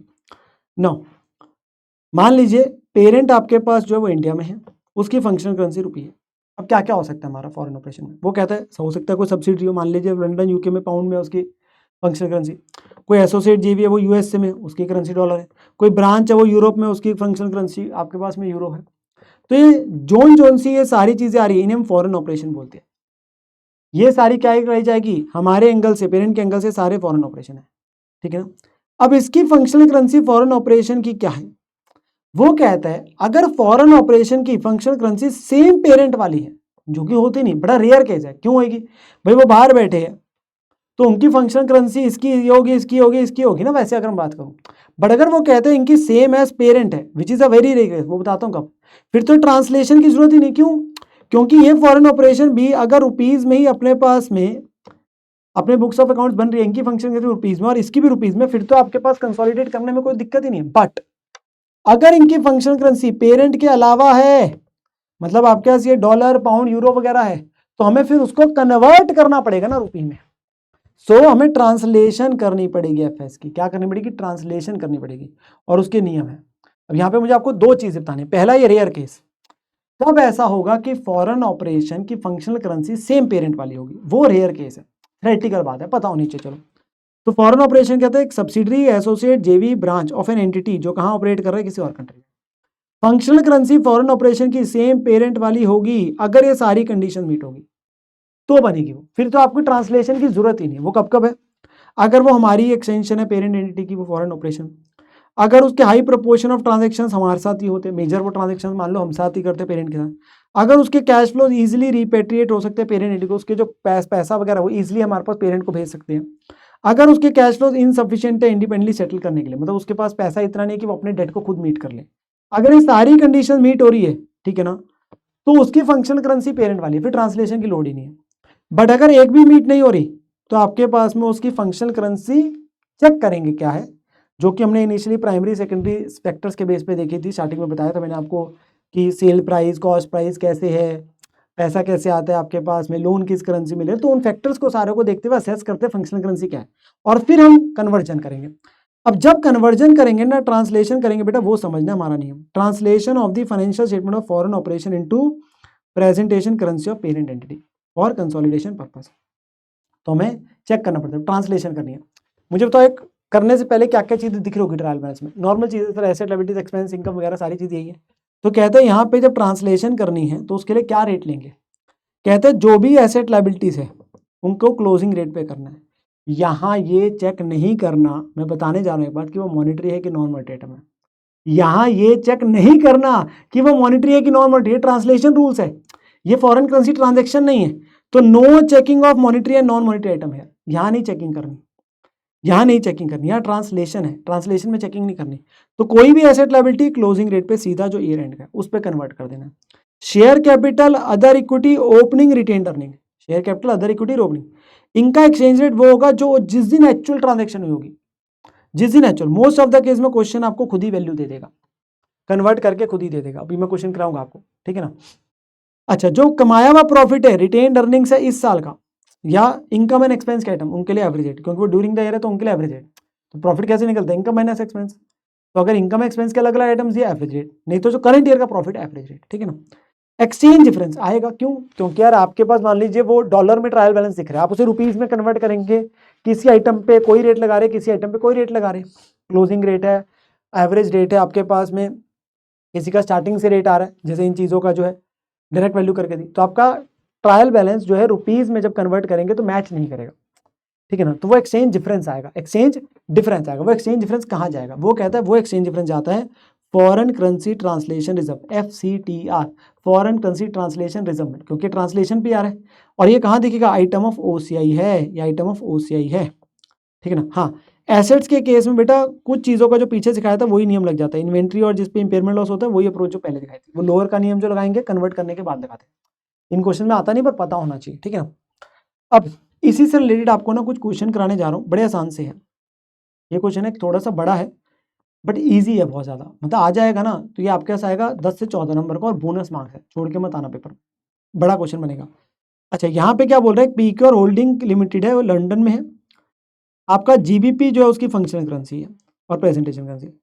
1 अप्रैल को वो जो पीक्योर होल्डिंग है वो एक्चुअली पेरेंट है, उसने इनकॉर्पोरेट करी पीक्योर इंडिया, वो उसकी सब्सिडी, होली ओन सब्सिडी लिख दिया ना, तो ये पेरेंट होगी, ये उसकी सब्सिडी होगी, ठीक है ना। जो पीक्योर होल्डिंग्स है बेटा आपके पास में, वो 1 अप्रैल 1 को आपके पास वो जीपीपी में आ रहा है, ठीक है ना। हमें अपने पास में क्या करना है, अब देखो वो जो आपके पास सब्सिडरी है वो इंडिया में, उसकी रुपीज़ में आपकी ट्रांजेक्शन आपके पास दे रखी है, वो इंडिया में ना, यस सर। अब हमें यहाँ पे कन्वर्जन करनी है, हमें यहाँ पे कन्वर्जन करनी है, तो यहाँ पे आपको ना सारे अमाउंट्स आपको रुपीज़ इन करोड्स में दे रहे हैं, हमें कन्वर्जन करनी है जो हमारी होल्डिंग की है, विच इज़ जीबीपी में करना है। तो वो ना हमें रेट्स वगैरह सब दे रहा है कि 1 रुपये कितने जीबीपी है। अब इसमें कुछ और भी चीज़ें दी है, पीपी के बारे में कुछ बताया है, और कंप्यूटर सॉफ्टवेयर कि जिस दिन खरीदा था उस दिन आपके पास किस दिन खरीदा था।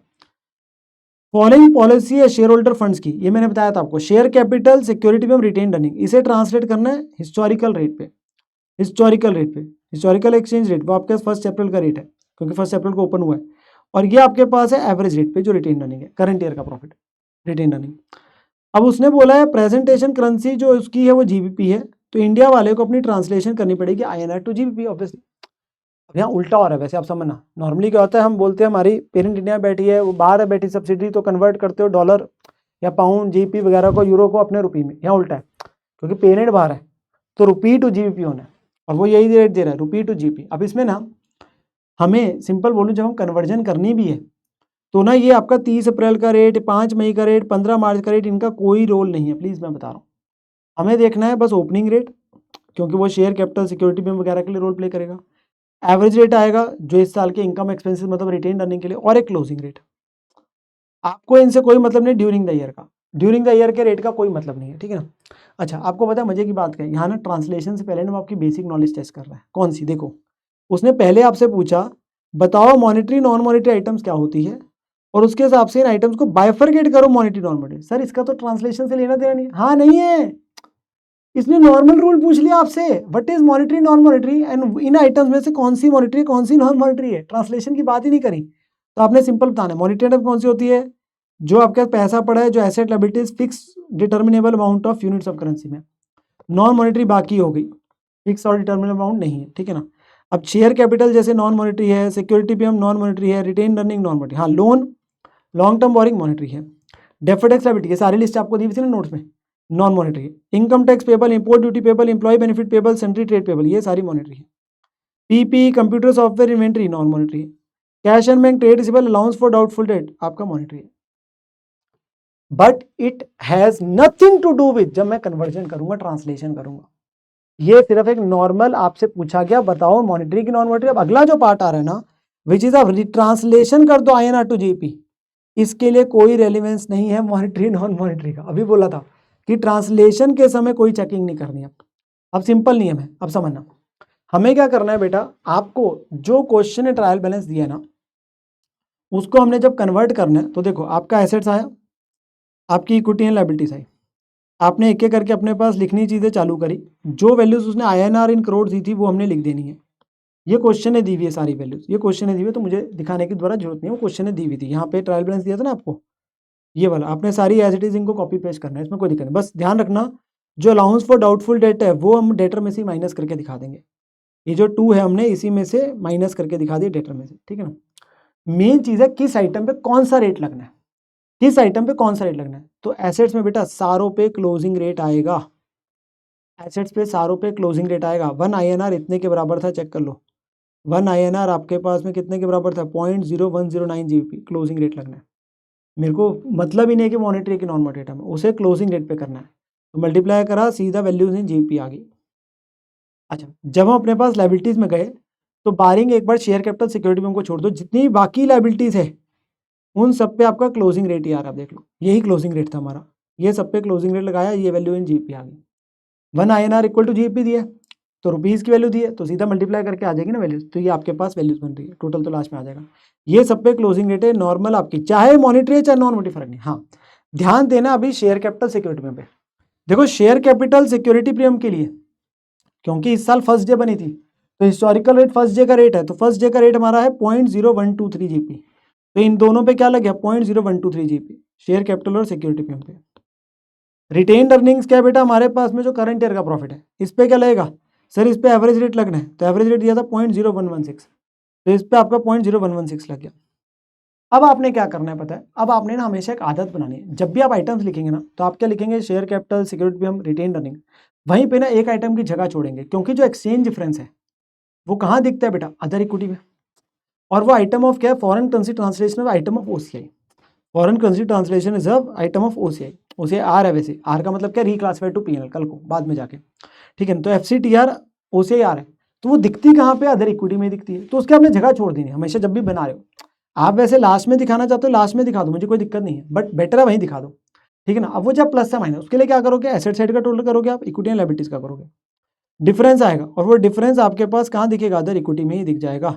तो क्योंकि लायबिलिटी साइड ज्यादा है तो ये माइनस में दिख रहा है, अब ये माइनस हो जाए प्लस हो उससे फर्क नहीं पड़ रहा, पर ये है आइटम किसकी आपके पास में, आपके पास item to be represented in other equity, FCTR item of OCI, आपने क्या लिखना है, FCTR foreign currency translation reserve OCI, आपने सीधा लिख देना, ठीक है ना। पर दिखाएंगे कहाँ, अदर इक्विटी में दिखा दो, बेटर प्रेजेंटेशन जो है आपने लास्ट में दिखाना है, लास्ट में दिखा दो। आप बच्चे बोलेंगे एसेट साइड पे, एसेट साइड पे मत दिखाओ, आ रहा है एक तरीके से एसेट साइड पे अगर आप देखोगे वैसे, क्योंकि वो डेबिट में है, और हम इसे यहीं पे दिखाएंगे ऐसा नेगेटिव, यहीं पे दिखाएंगे ऐसा नेगेटिव आइटम, वो चीज़ ध्यान रखना, पहली जगह छोड़ दो, अपने आप ऑटोमेटिकली आपका डिफरेंस जो आएगा वो डल जाएगा, चाहे प्लस है चाहे माइनस है, उससे कोई फर्क नहीं पड़ेगा, ठीक है ना।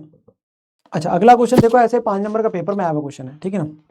इन्फोटेक ग्लोबल लिमिटेड की फंक्शनल करेंसी है बेटा यूएसडी, और उन्हें ट्रांसलेट करने अपने फाइनेंशियल स्टेटमेंट्स को presentation currency of infotech in L dollar, ठीक है ना। तो फॉलोइंग आपके पास बैलेंसेस वगैरह दे रखे हैं, अब यूएसडी से एल डॉलर में ट्रांसफर करना है। अब ये आइटम्स आपको दे रखी है, जिसमें से देखो शेयर कैपिटल और ओपनिंग रिटेन अर्निंग्स की ना वैल्यू ऑलरेडी गिवन है, मैंने बोला था ना कई बार वो दे ही देता है, क्योंकि इन पे एक्चुअल लगा होगा, पिछले क्वेश्चन में तो क्या था, फर्स्ट डे रेज करा था ना वो, तो उसकी वजह से फर्स्ट डे का हिस्टोरिकल रेट दे ही रखा था, नहीं तो वो खुद ही ट्रांसलेट करके दे रहा, हो सकता है बहुत साल पहले की हो, ठीक है ना। कह रहे ट्रांसलेट करना है इनको बैलेंसेस को एल डॉलर में, रेडी फॉर कंसोलिडेशन जो है, share capital opening retain already pre populated, मतलब पहले से ही गिवन है, ठीक है। वर्किंग भी करनी है, वो वर्किंग पे मैं अलग से समझाऊंगा, कुछ आपको जो आएगा डिफरेंस, बिगिनिंग का रेट कितना है इतना, एवरेज रेट है इतना, और क्लोजिंग रेट है इतना, हमें मेन ध्यान देना है पहले क्लोजिंग रेट पे, जो एसेट है closing rate, liabilities normally closing rate, तो आपका क्या बनेगा, एसेट है दोनों, क्लोजिंग रेट लगा दिया। अब यहाँ पता है बच्चा गलती करता है, बच्चों को आदत पड़ी होती है मल्टीप्लाई करते हैं, भाई देख तो लो, तुमने जाने यूएसडी टू एल डॉलर, और रेट पता है क्या दिया है, एल डॉलर टू यूएसडी आपको डायरेक्ट कोट नहीं दी, इनडायरेक्ट कोट दी है, तो प्लीज इट इज लाइक आपको $1 बोला गया 80 रुपये है। अब अगर आपको $100 को मल्टीप्लाई करना है तो आप बोलोगे 100 × 80 8,000 रुपये हो जाएगा, बट अगर मैं बोलूँ ₹5,000 है उसे डॉलर में कन्वर्ट करो तो डिवाइड करोगे ना, वही हो रहा है, कोट जो है आपको एल डॉलर टू यूएसडी दिया और करना convert USD to L dollar है, तो इसलिए डिवाइड करने का या मल्टीप्लाई मत कर देना, डिवाइड करने का, इनडायरेक्ट कोट दिया, डायरेक्ट नहीं दिया, तो वो डिवाइड करके वैल्यू निकल रही है, तो कम हो रही है, मल्टीप्लाई नहीं करना, डिवाइड करना। ध्यान से देख लेना भाई रेट किसका दिया है, अगर ये 1 USD equal to L dollar दे रहा होता जो भी है, फिर आप सीधा मल्टीप्लाई करते हैं USD टू डॉलर, ठीक है ना। तो यहाँ पे यही है, और ऐसे अकाउंट पेबल और एक्रूड लायबिलिटीज इन पे भी क्लोजिंग रेट लग रहा है, इन दोनों पे क्लोजिंग है, इन दोनों पे क्लोजिंग है। शेयर कैपिटल और ओपनिंग रिटेन अर्निंग्स की वैल्यू गिवन दी थी, ये दोनों गिवन दी थी, बचा सिर्फ इस साल का प्रॉफिट। इस साल का प्रॉफिट पे क्या करना है सर, एवरेज रेट लगाना है, इस साल के प्रॉफिट पे एवरेज रेट लगाना है, प्रॉफिट पे करंट ईयर के प्रॉफिट पे एवरेज रेट है, शेयर कैपिटल जो ओपनिंग रिटेन अर्निंग है उसकी वैल्यू पहले से देगा, उस पर हिस्टोरिकल रेट लगता है, एक्चुअल जब से हुआ होता है, ठीक है ना। पीपी वगैरह जो भी बाकी एसेट लायबिलिटी इररिस्पेक्टिव मॉनेटरी की नॉन मॉनेटरी उन पे क्लोजिंग रेट लगना है, ओपनिंग रेट का मुझे कोई रोल ही नहीं पड़ा, ठीक है ना, तो वो आपका 1.175 के हिसाब से आ जाएगा। एक्सचेंज डिफरेंस जो भी आ रहा है आपके पास में, ट्रांसलेशन का डिफरेंस जो भी आ रहा है वो कहाँ जाएगा, FCTR foreign currency translation is a balance figure item of OCI, ये तीनों चीज़ें कहाँ दिख रही है, अदर इक्विटी में, ये अदर इक्विटी का आइटम है। अब ना इसने एक छोटी सी और चीज़ मांगी, ये तो आपने कर दोगे, डिफरेंस आपका आ जाएगा बैलेंस फिगर जब आप डालोगे। उसने पूछा कि इसको ना रिकनसाइल करके दिखाओ, ये डिफरेंस क्यों आ रहा है, ये डिफरेंस क्यों आ रहा है सर, कॉमन सेंस की बात है। मैं बोलूँ कॉमन सेंस की क्या बात है, देखो आपने हर चीज़ के हिसाब से ये रेट लिया, 3 चीज़ों के लिए अलग लिया, इन दो का गिवन था और इसका कोई और रेट लगाया, अगर इन तीनों को भी 1.13 पे ही करते वैसे तो डिफरेंस ना आता भाई, जब ये आपके पास में USD में मैच कर रहा है और सब पे सेम ही रेट लगाते तो डिफरेंस ना आता, तो इन 3 चीज़ों के लिए अलग है तभी तो फर्क आया, तो वही रीज़न हमने देना है, वही अपने पास रिकंसिलेशन बना के देनी है। तो वो जो तीन चीजें थी, शेयर कैपिटल, ओपनिंग रिटर्न और करंट ईयर का प्रॉफिट, इनका क्लोजिंग रेट पे ही अगर लगाते तो ये वैल्यू आती डिवाइड करके, पर हमने वैल्यू इतनी इतनी कंसीडर करी है एक्चुअली में।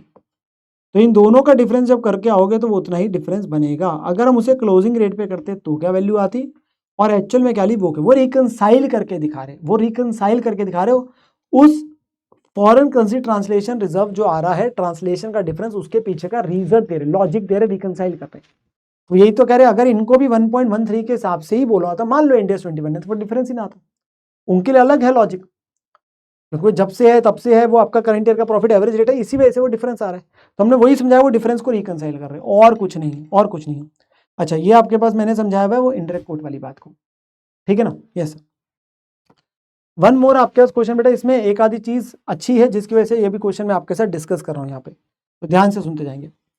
आरटीपी का क्वेश्चन है, इन्फोटेक ग्लोबल लिमिटेड एक स्टैंड अलोन एंटिटी है, उसकी फंक्शनल करेंसी तो यूएसडी है, और उसको ट्रांसलेट करना है फाइनेंशियल स्टेटमेंट्स को इनटू प्रेजेंटेशन करेंसी आईएनआर में। तो ट्रांसलेशन करनी है, यूएसडी पे है, अभी 2 सालों का दिया हुआ है, एक करंट ईयर है, ये पिछला साल है बेटा, ठीक है ना। आइटम दे रखे आपको पूरी की पूरी बैलेंस शीट, पीएल भी दे रखे आपको लोगों को। पीएल में बस ध्यान देना, प्रॉफिट हमारा लास्ट में कितना है बेटा इस साल का, 14,500। अच्छा, उसने ना statement of changes in equity भी दे दिया, जिसमें क्या बोला, ओपनिंग रिटेन अर्निंग कितनी थी इस साल, ये करंट ईयर का दे रहा है, करंट ईयर प्रॉफिट कितना कमाया, 14,500 यहाँ से आ गया, डिविडेंड पे किया और कर करा के क्लोजिंग कितना आ गया, 29,500, यही 29,500 यहाँ दिख रहा है, 18,000 पिछले साल था, ये देखो, तो उसने वो बना के दे दिया। शेयर कैपिटल जब इशू करी थी उस दिन रेट कितना था, 1 यूएसडी 70 रुपये था शेयर कैपिटल के लिए। रिटेन्ड अर्निंग्स 1 अप्रैल 4 लाख थी, मतलब ये लास्ट ईयर का भी ओपनिंग दे रहा है इन रुपीस, लास्ट ईयर का भी ओपनिंग है, तो करंट ईयर का, इसकी वैल्यू नहीं बता रहा, उससे ही पिछले साल की। अच्छा, पिछले साल क्यूमुलेटिव गेन 492 हमारा गया था फॉरेन करेंसी ट्रांसलेशन, जो लास्ट ईयर का एक्सचेंज डिफरेंस था, वो जो कन्वर्जन पे इतना आया था हमारा फॉरेन करेंसी ट्रांसलेशन जब में, ठीक है ना। फिर एंटिटी ने जब डिविडेंड दिया था 3,000 का, ये वाला, उस दिन रेट था 73.5, मैंने यहाँ लिखा हुआ है। प्रॉफिट पिछले साल का 8,000 था यूएसडी, जब ट्रांसलेट किया था इतने रुपये में था लास्ट ईयर का प्रॉफिट, और इस साल का तो 14,500 प्रॉफिट है, वो ट्रांसलेट होके इतने पे आ रहा है, वो सीधा रुपीज़ की वैल्यू दे रहे हैं। सिंप्लिसिटी के लिए आइटम्स इनकम एक्सपेंस के वेटेड एवरेज रेट वगैरह पे लिए थे। ईयर एंड का रेट पिछले साल का 73 था, इस साल के एंड का 75 है, ये लास्ट ईयर का क्लोजिंग रेट है, ये इस साल का क्लोजिंग रेट है। कह रहा है अपने ट्रांसलेशन वगैरह करके बतानी है, फाइनेंशियल स्टेटमेंट बता दो आपके उसमें कन्वर्ट करके, ठीक है ना, फंक्शनल करेंसी यूएसडी से प्रेजेंटेशन करेंसी में लेके आ जाओ, कन्वर्ट कर देना, ट्रांसलेट कर दिए। अब यहाँ पर मैं थोड़ा ध्यान से सुनना मेरी बात, यहाँ पे जो सबसे इंपॉर्टेंट चीज़ है ना, वो बेटा बस इसी वाले पार्ट का है, जो आपके पास मेरे प्यारे बच्चों आप लोगों का ये वाला पार्ट और जो इससे पिछले का बनेगा, बस अगर वो क्लियर है फिर दिक्कत नहीं आएगी। आप कंप्यूटेशन और ट्रेन रनिंग्स इन आईआरआर, वो सबसे इंपॉर्टेंट है, जिसकी वजह से क्वेश्चन करा रहा हूँ, है सारी इन्फॉर्मेशन क्वेश्चन ने दी हुई है, बट यही इंपॉर्टेंट है। अब लास्ट ईयर का और करंट ईयर का, लास्ट ईयर के बिगिनिंग में वैल्यू एक्चुअली में जो थी वो आपके पास में उसने बोली हुई है 4 लाख रुपीज़ थी, पिछले साल का ओपनिंग, तो सेकंड नंबर मैंने दे दिया, ये लास्ट ईयर का ओपनिंग है तो 4 लाख हो गया, देखो 2 नंबर पॉइंट क्वेश्चन का रेफर दे दिया। लास्ट ईयर जो प्रॉफिट कमाया था हमने, वो हमने 8,000 यूएसडी कमाया था, उसकी ट्रांसलेशन करी थी रुपीज़ में, इतनी थी 572 दे दिया। लास्ट ईयर को डिविडेंड बांटा नहीं, तो इतना आपके पास में क्लोजिंग आ गया, जो अगले साल का क्या बन गया, ओपनिंग बन गया इन रुपीज़। इस साल जो प्रॉफिट कमाया उसने खुद बोला इतना आपके पास प्रॉफिट है, 14,500 को जब कन्वर्ट कर रहे हैं तो वो भी आ गया। और जो डिविडेंड बांटा था उस दिन का रेट हमारे पास में 73.5 था, वो भी उसने बता दिया था कितना था, तो वो आपका माइनस करके क्लोजिंग वैल्यू आ गई in rupees. This is the most important thing यहाँ पे, इससे रिलेटेड देखो ये पॉइंट यूज हो गए, 2 4 5 6 सारे पॉइंट यही यूज हो गए, 2 4 5 6 ये सारे पॉइंट तो यूज हो गए। फर्स्ट तो शेयर कैपिटल का है और थर्ड आपका पिछले साल का एक्सचेंज डिफरेंस है, ठीक है। इसके बाद कुछ नहीं है बचा। अब एक चीज़ का और ध्यान रखना है, जब आप ट्रांसलेशन करेंगे, जो इस साल के एंड पे बना रहे हो, इस साल के एंड पे इस साल के एंड का क्लोजिंग रेट लगेगा। अच्छा, जब पिछले साल के एंड का बना रहे हो तो पिछले साल का क्लोजिंग रेट लगा होगा ना, फिर से थोड़ा इस साल का लगा दोगे, तो कंपैरेटिव के लिए तो दिखाना है, पर जो पिछले साल बना था तो पिछले साल का क्लोजिंग रेट लगाएंगे ना। तो बस ये ध्यान रखना, आपने क्या करना है, बस करंट ईयर की वैल्यू लिखी, पिछले साल की लिखी, रेट इस साल के एंड का लगाना है, इन पे पिछले साल के एंड का लगा था, लास्ट ईयर का क्लोजिंग रेट, तो रुपीज़ की वैल्यू मल्टीप्लाई करके आगे, ये एसेट साइड होगी। जब लायबिलिटी साइड है, इसमें दो चीज़ें तो बेसिक है, ट्रेड पेबल लोन, इन पे इस साल के एंड का क्लोजिंग रेट, इस पे पिछले साल का क्लोजिंग रेट, यहाँ तक ठीक है। शेयर कैपिटल 50,000 हमें दी हुई है, अब देखेंगे तो इसने बोला हुआ खुद का इन पे रेट क्या था 70, तो इस पे हिस्टोरिकल रेट 70 के हिसाब से ही चल रहा है, वो सीधा ही आ गया। अब बचा आपके पास रिटेन अर्निंग्स। अब रिटेन अर्निंग इंपॉर्टेंट है, रिटेन अर्निंग के लिए वर्किंग पिछले साल के एंड पे कितनी वैल्यू है 972, इस साल के एंड पे इतनी वैल्यू है, तो वो 972 आ गई और ये आ गई। बची हुई चीज़ क्या आ गई, फॉरेन करेंसी आपके पास एक्सचेंज डिफरेंस जो ट्रांसलेशन रिजर्व है। लास्ट ईयर का तो नहीं भी देता, खुद भी निकालते तो आपका 492 ही आता, और वो आप देखेंगे 492 ही है, उसके बाद ऑटोमेटिकली मैच कर जाएगा। ना मैच करता तो आपका 492 लास्ट ईयर का आता, वो तो दे ही रहे क्योंकि लास्ट ईयर तो करा ही होगा, वो तो हम बना ही रहे कंपेरेटिव के लिए, ठीक है ना। इस साल का ये निकल के आएगा बैलेंसिंग फिगर, जो आपका कहाँ ही दिख रहा है, ये अदर इक्विटी के अंदर पार्ट में ही दिख रहा है, ठीक है ना। तो इस साल का इतना है। अब ये मुझे बताओ बैलेंस शीट की वैल्यू फॉर द ईयर होती है till date, sir as on date है, एज ऑन डेट है, इसका पॉइंट समझाने वाला है, ये वाला क्लियर हो जाएगा। यस सर इसमें तो मल्टीप्लाई कैलकुलेटर का काम है, पता होना चाहिए किस आइटम के लिए कौन सा रेट है, वो तो आप प्रैक्टिस करेंगे तो पता चल जाएगा। अब आता है बेटा, जब इस साल का आपने ओसीआई में आइटम दिखाई होगी तो वहां पे आपने क्या दिखाया होगा, फॉरेन करेंसी ट्रांसलेशन रिजर्व का जो एक्सचेंज डिफरेंस आपके पास आया था ट्रांसलेशन का, अब वो पता है कितना दिखाया होगा, उसे एक आइटम है, वो ये मत बोल देना इतना दिखाया होगा, ये मैंने बोला ना पिछले साल के एंड तक का है, ये इस साल के एंड तक का है, तो दोनों का डिफरेंस क्या होगा ना, इस साल तो ओसीआई में exchange difference on translation transfer to foreign currency translation difference क्या होगा। अच्छा क्वेश्चन है ना, पीएनएल नहीं बनाया था, आईसीएल नहीं बनाया, तो हमने बनाया क्योंकि एवरेज रेट स्पेसिफिकली अलग से नहीं दिया हुआ, हमें नहीं पता कितना कितना। आप ज़्यादा से ज़्यादा जो बस कर सकते हो ना, आप सिर्फ इस साल का ये 14,500 का उसने बोला था, कन्वर्ट करके जो वैल्यू थी वो इतनी थी। अब आप इससे पूरे पीएनएल की वैल्यूज को नहीं ड्राइव कर सकते, या दूसरा तरीका था, ये वैल्यू इन आपके पास यूएसडी है, ये वैल्यू इन रुपीज़ है, डिवाइड करोगे एवरेज रेट आ जाएगा, उसी से आप सारा पीएनएल बना सकते हो मल्टीप्लाई करके, उसी रेट से करना चाहते हो वो कर सकते हो, ऐसे ने क्या नहीं, ठीक है ना। तो हमने करके नहीं दिखाया। और एक है statement of changes in equity, क्योंकि सारी फाइनेंशियल स्टेटमेंट्स की बात है ना, बैलेंस शीट आ गया, ओसीआई की आइटम आ गई, statement of changes in equity आ गया। इसमें क्या क्या आता है sir, share capital, retained earning, FCTR, ये लास्ट ईयर के बैलेंस है, तो 35 लाख था, 972 था, और पिछले साल के एंड पे 492 था एफसीटीआर। इस साल प्रॉफिट जो आया ये यही वैल्यूज को कॉपी करना है, तो ये डिविडेंड पे किया तो ये क्लोजिंग आ गया, शेयर कैपिटल में कोई चेंज नहीं, और ये इस साल का आया था तो ये क्लोजिंग टिल डेट हो गया। तो हमने क्या बना दिया, statement of change in equity, share capital का, रिटेन अर्निंग्स का, एफसीटीआर का, और टोटल दिखा दिया। तो ये हमने अपने पास किया। ऐसा क्वेश्चन 10 से 14 नंबर का, बोनस मार्क्स, सच्ची बता रहा हूँ। इन क्वेश्चन में ना कोई ज़्यादा इंटेलेक्चुअल पार्ट है ही नहीं, टेक्निकल पार्ट है ही नहीं, बेसिक कॉमन सेंस अप्लाई करनी है आपने, बेसिक कॉमन सेंस, ठीक है ना। ईजी क्वेश्चन होते हैं बेटा, ऐसे क्वेश्चन में नंबर नहीं गवाने कभी, तो ये मैं रिवाइज भी करा रहा हूँ, कभी आ जाए तो आपके ईजिली हो जाएगा। अब बेटा हमारे पास ना कुछ हमें चीज़ें समझनी है, छोटी छोटी कुछ पॉइंट्स हमारे पास। ये जो एफसीटीआर आता है इसका करना क्या होता है, ध्यान से सुनना। कहते हैं treatment of FCTR while preparing the CFS. Normally जो अभी आपने क्वेश्चन किया ना, वहाँ सब में जो एफसीटीआर है ना, मान लीजिए वो होली ऑन सब्सिडरी के नाम का है, तो उस केस में जो एफसीटीआर आ रहा है वो आप कहाँ दिखा रहे हैं, अदर इक्विटी में दिखा रहे हैं, ठीक है। अगर हमारी कंसोलिडेशन तो तब भी होगी, वो मान लीजिए मेरी सब्सिडरी है वो होली ऑन नहीं भी है, 60% है, 70% है, 80% है, तब भी हमारी तो फुल कंसोलिडेशन होती है। हम तो अपने पास सीखते हैं 110 में अपने पास बात करते ही है, ठीक है ना। तो जो पेरेंट का शेयर होता है एफसीटीआर में, प्लीज सुनना, अब जो एफसीटीआर आया कन्वर्ट करके सब्सिडरी का, जो ट्रायल बैलेंस में एफसीटीआर आया, उसमें जो पेरेंट का हिस्सा है वो दिखता है कंसोलिडेटेड अदर इक्विटी में एफसीटीआर ओसीआई का आइटम, वो कहाँ दिखता है, कंसोलिडेटेड अदर इक्विटी में एफसीटीआर ओसीआई में। बट जो एनसीआई का हिस्सा है नॉन कंट्रोलिंग इंटरेस्ट का, ठीक है, वो कहाँ दिखेगा, वो एनसीआई के बैलेंस में ऐड हो जाएगा। फॉर एग्जाम्पल मान लीजिए पेरेंट जो इंडिया में उसका रुपीज है, सब्सिडी यूएसए में डॉलर में, सीएफएस के लिए उसकी सब्सिडी को कन्वर्ट करना पड़ेगा dollar to rupee. Yes sir, conversion के बाद हमारा एक्सचेंज डिफरेंस जो आएगा वो एफसीटीआर ओसीआई में जा रहा है। एक बार मान लो 5,000 आया, रुपीज 5,000 कन्वर्जन करे, जैसे इतने क्वेश्चन करें, 100% अगर सब्सिडी है तो सारा कहाँ दिखेगा, कंसोलिडेटेड अदर इक्विटी में।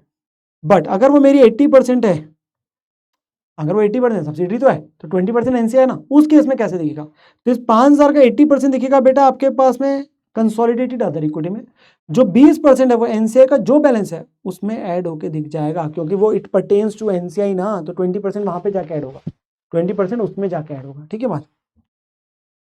फिर बात आती है इस एफटीआर का क्या होगा, एफसीटीआर का डिस्पोजल होने पे। हमारी सिंपल सी बात है बेटा, एफसीटीआर इज रिक्लासिफाइबल, तो वो रिक्लासिफाई किया जाएगा जब भी आपका डिस्पोजल करेंगे। तो इसमें दो केस है, एक disposal of foreign operation other than subsidiary, मान लो एसोसिएट है, सब्सिडरी के अलावा वाला केस है।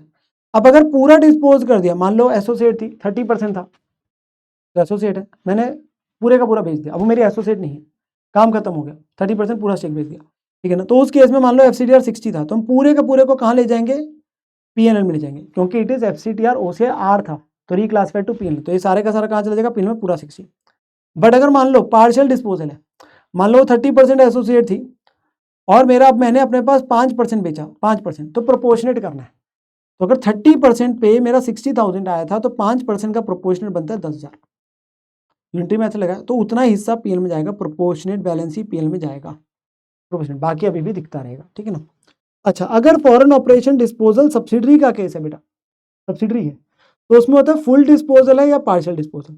अगर फुल डिस्पोजल मतलब लॉस ऑफ कंट्रोल ही हो गया, सब्सिडी लॉस ऑफ कंट्रोल हो गया, तो कहते हैं सिंपल सुनो, जो भी पेरेंट का शेयर है वो PL में जाएगा।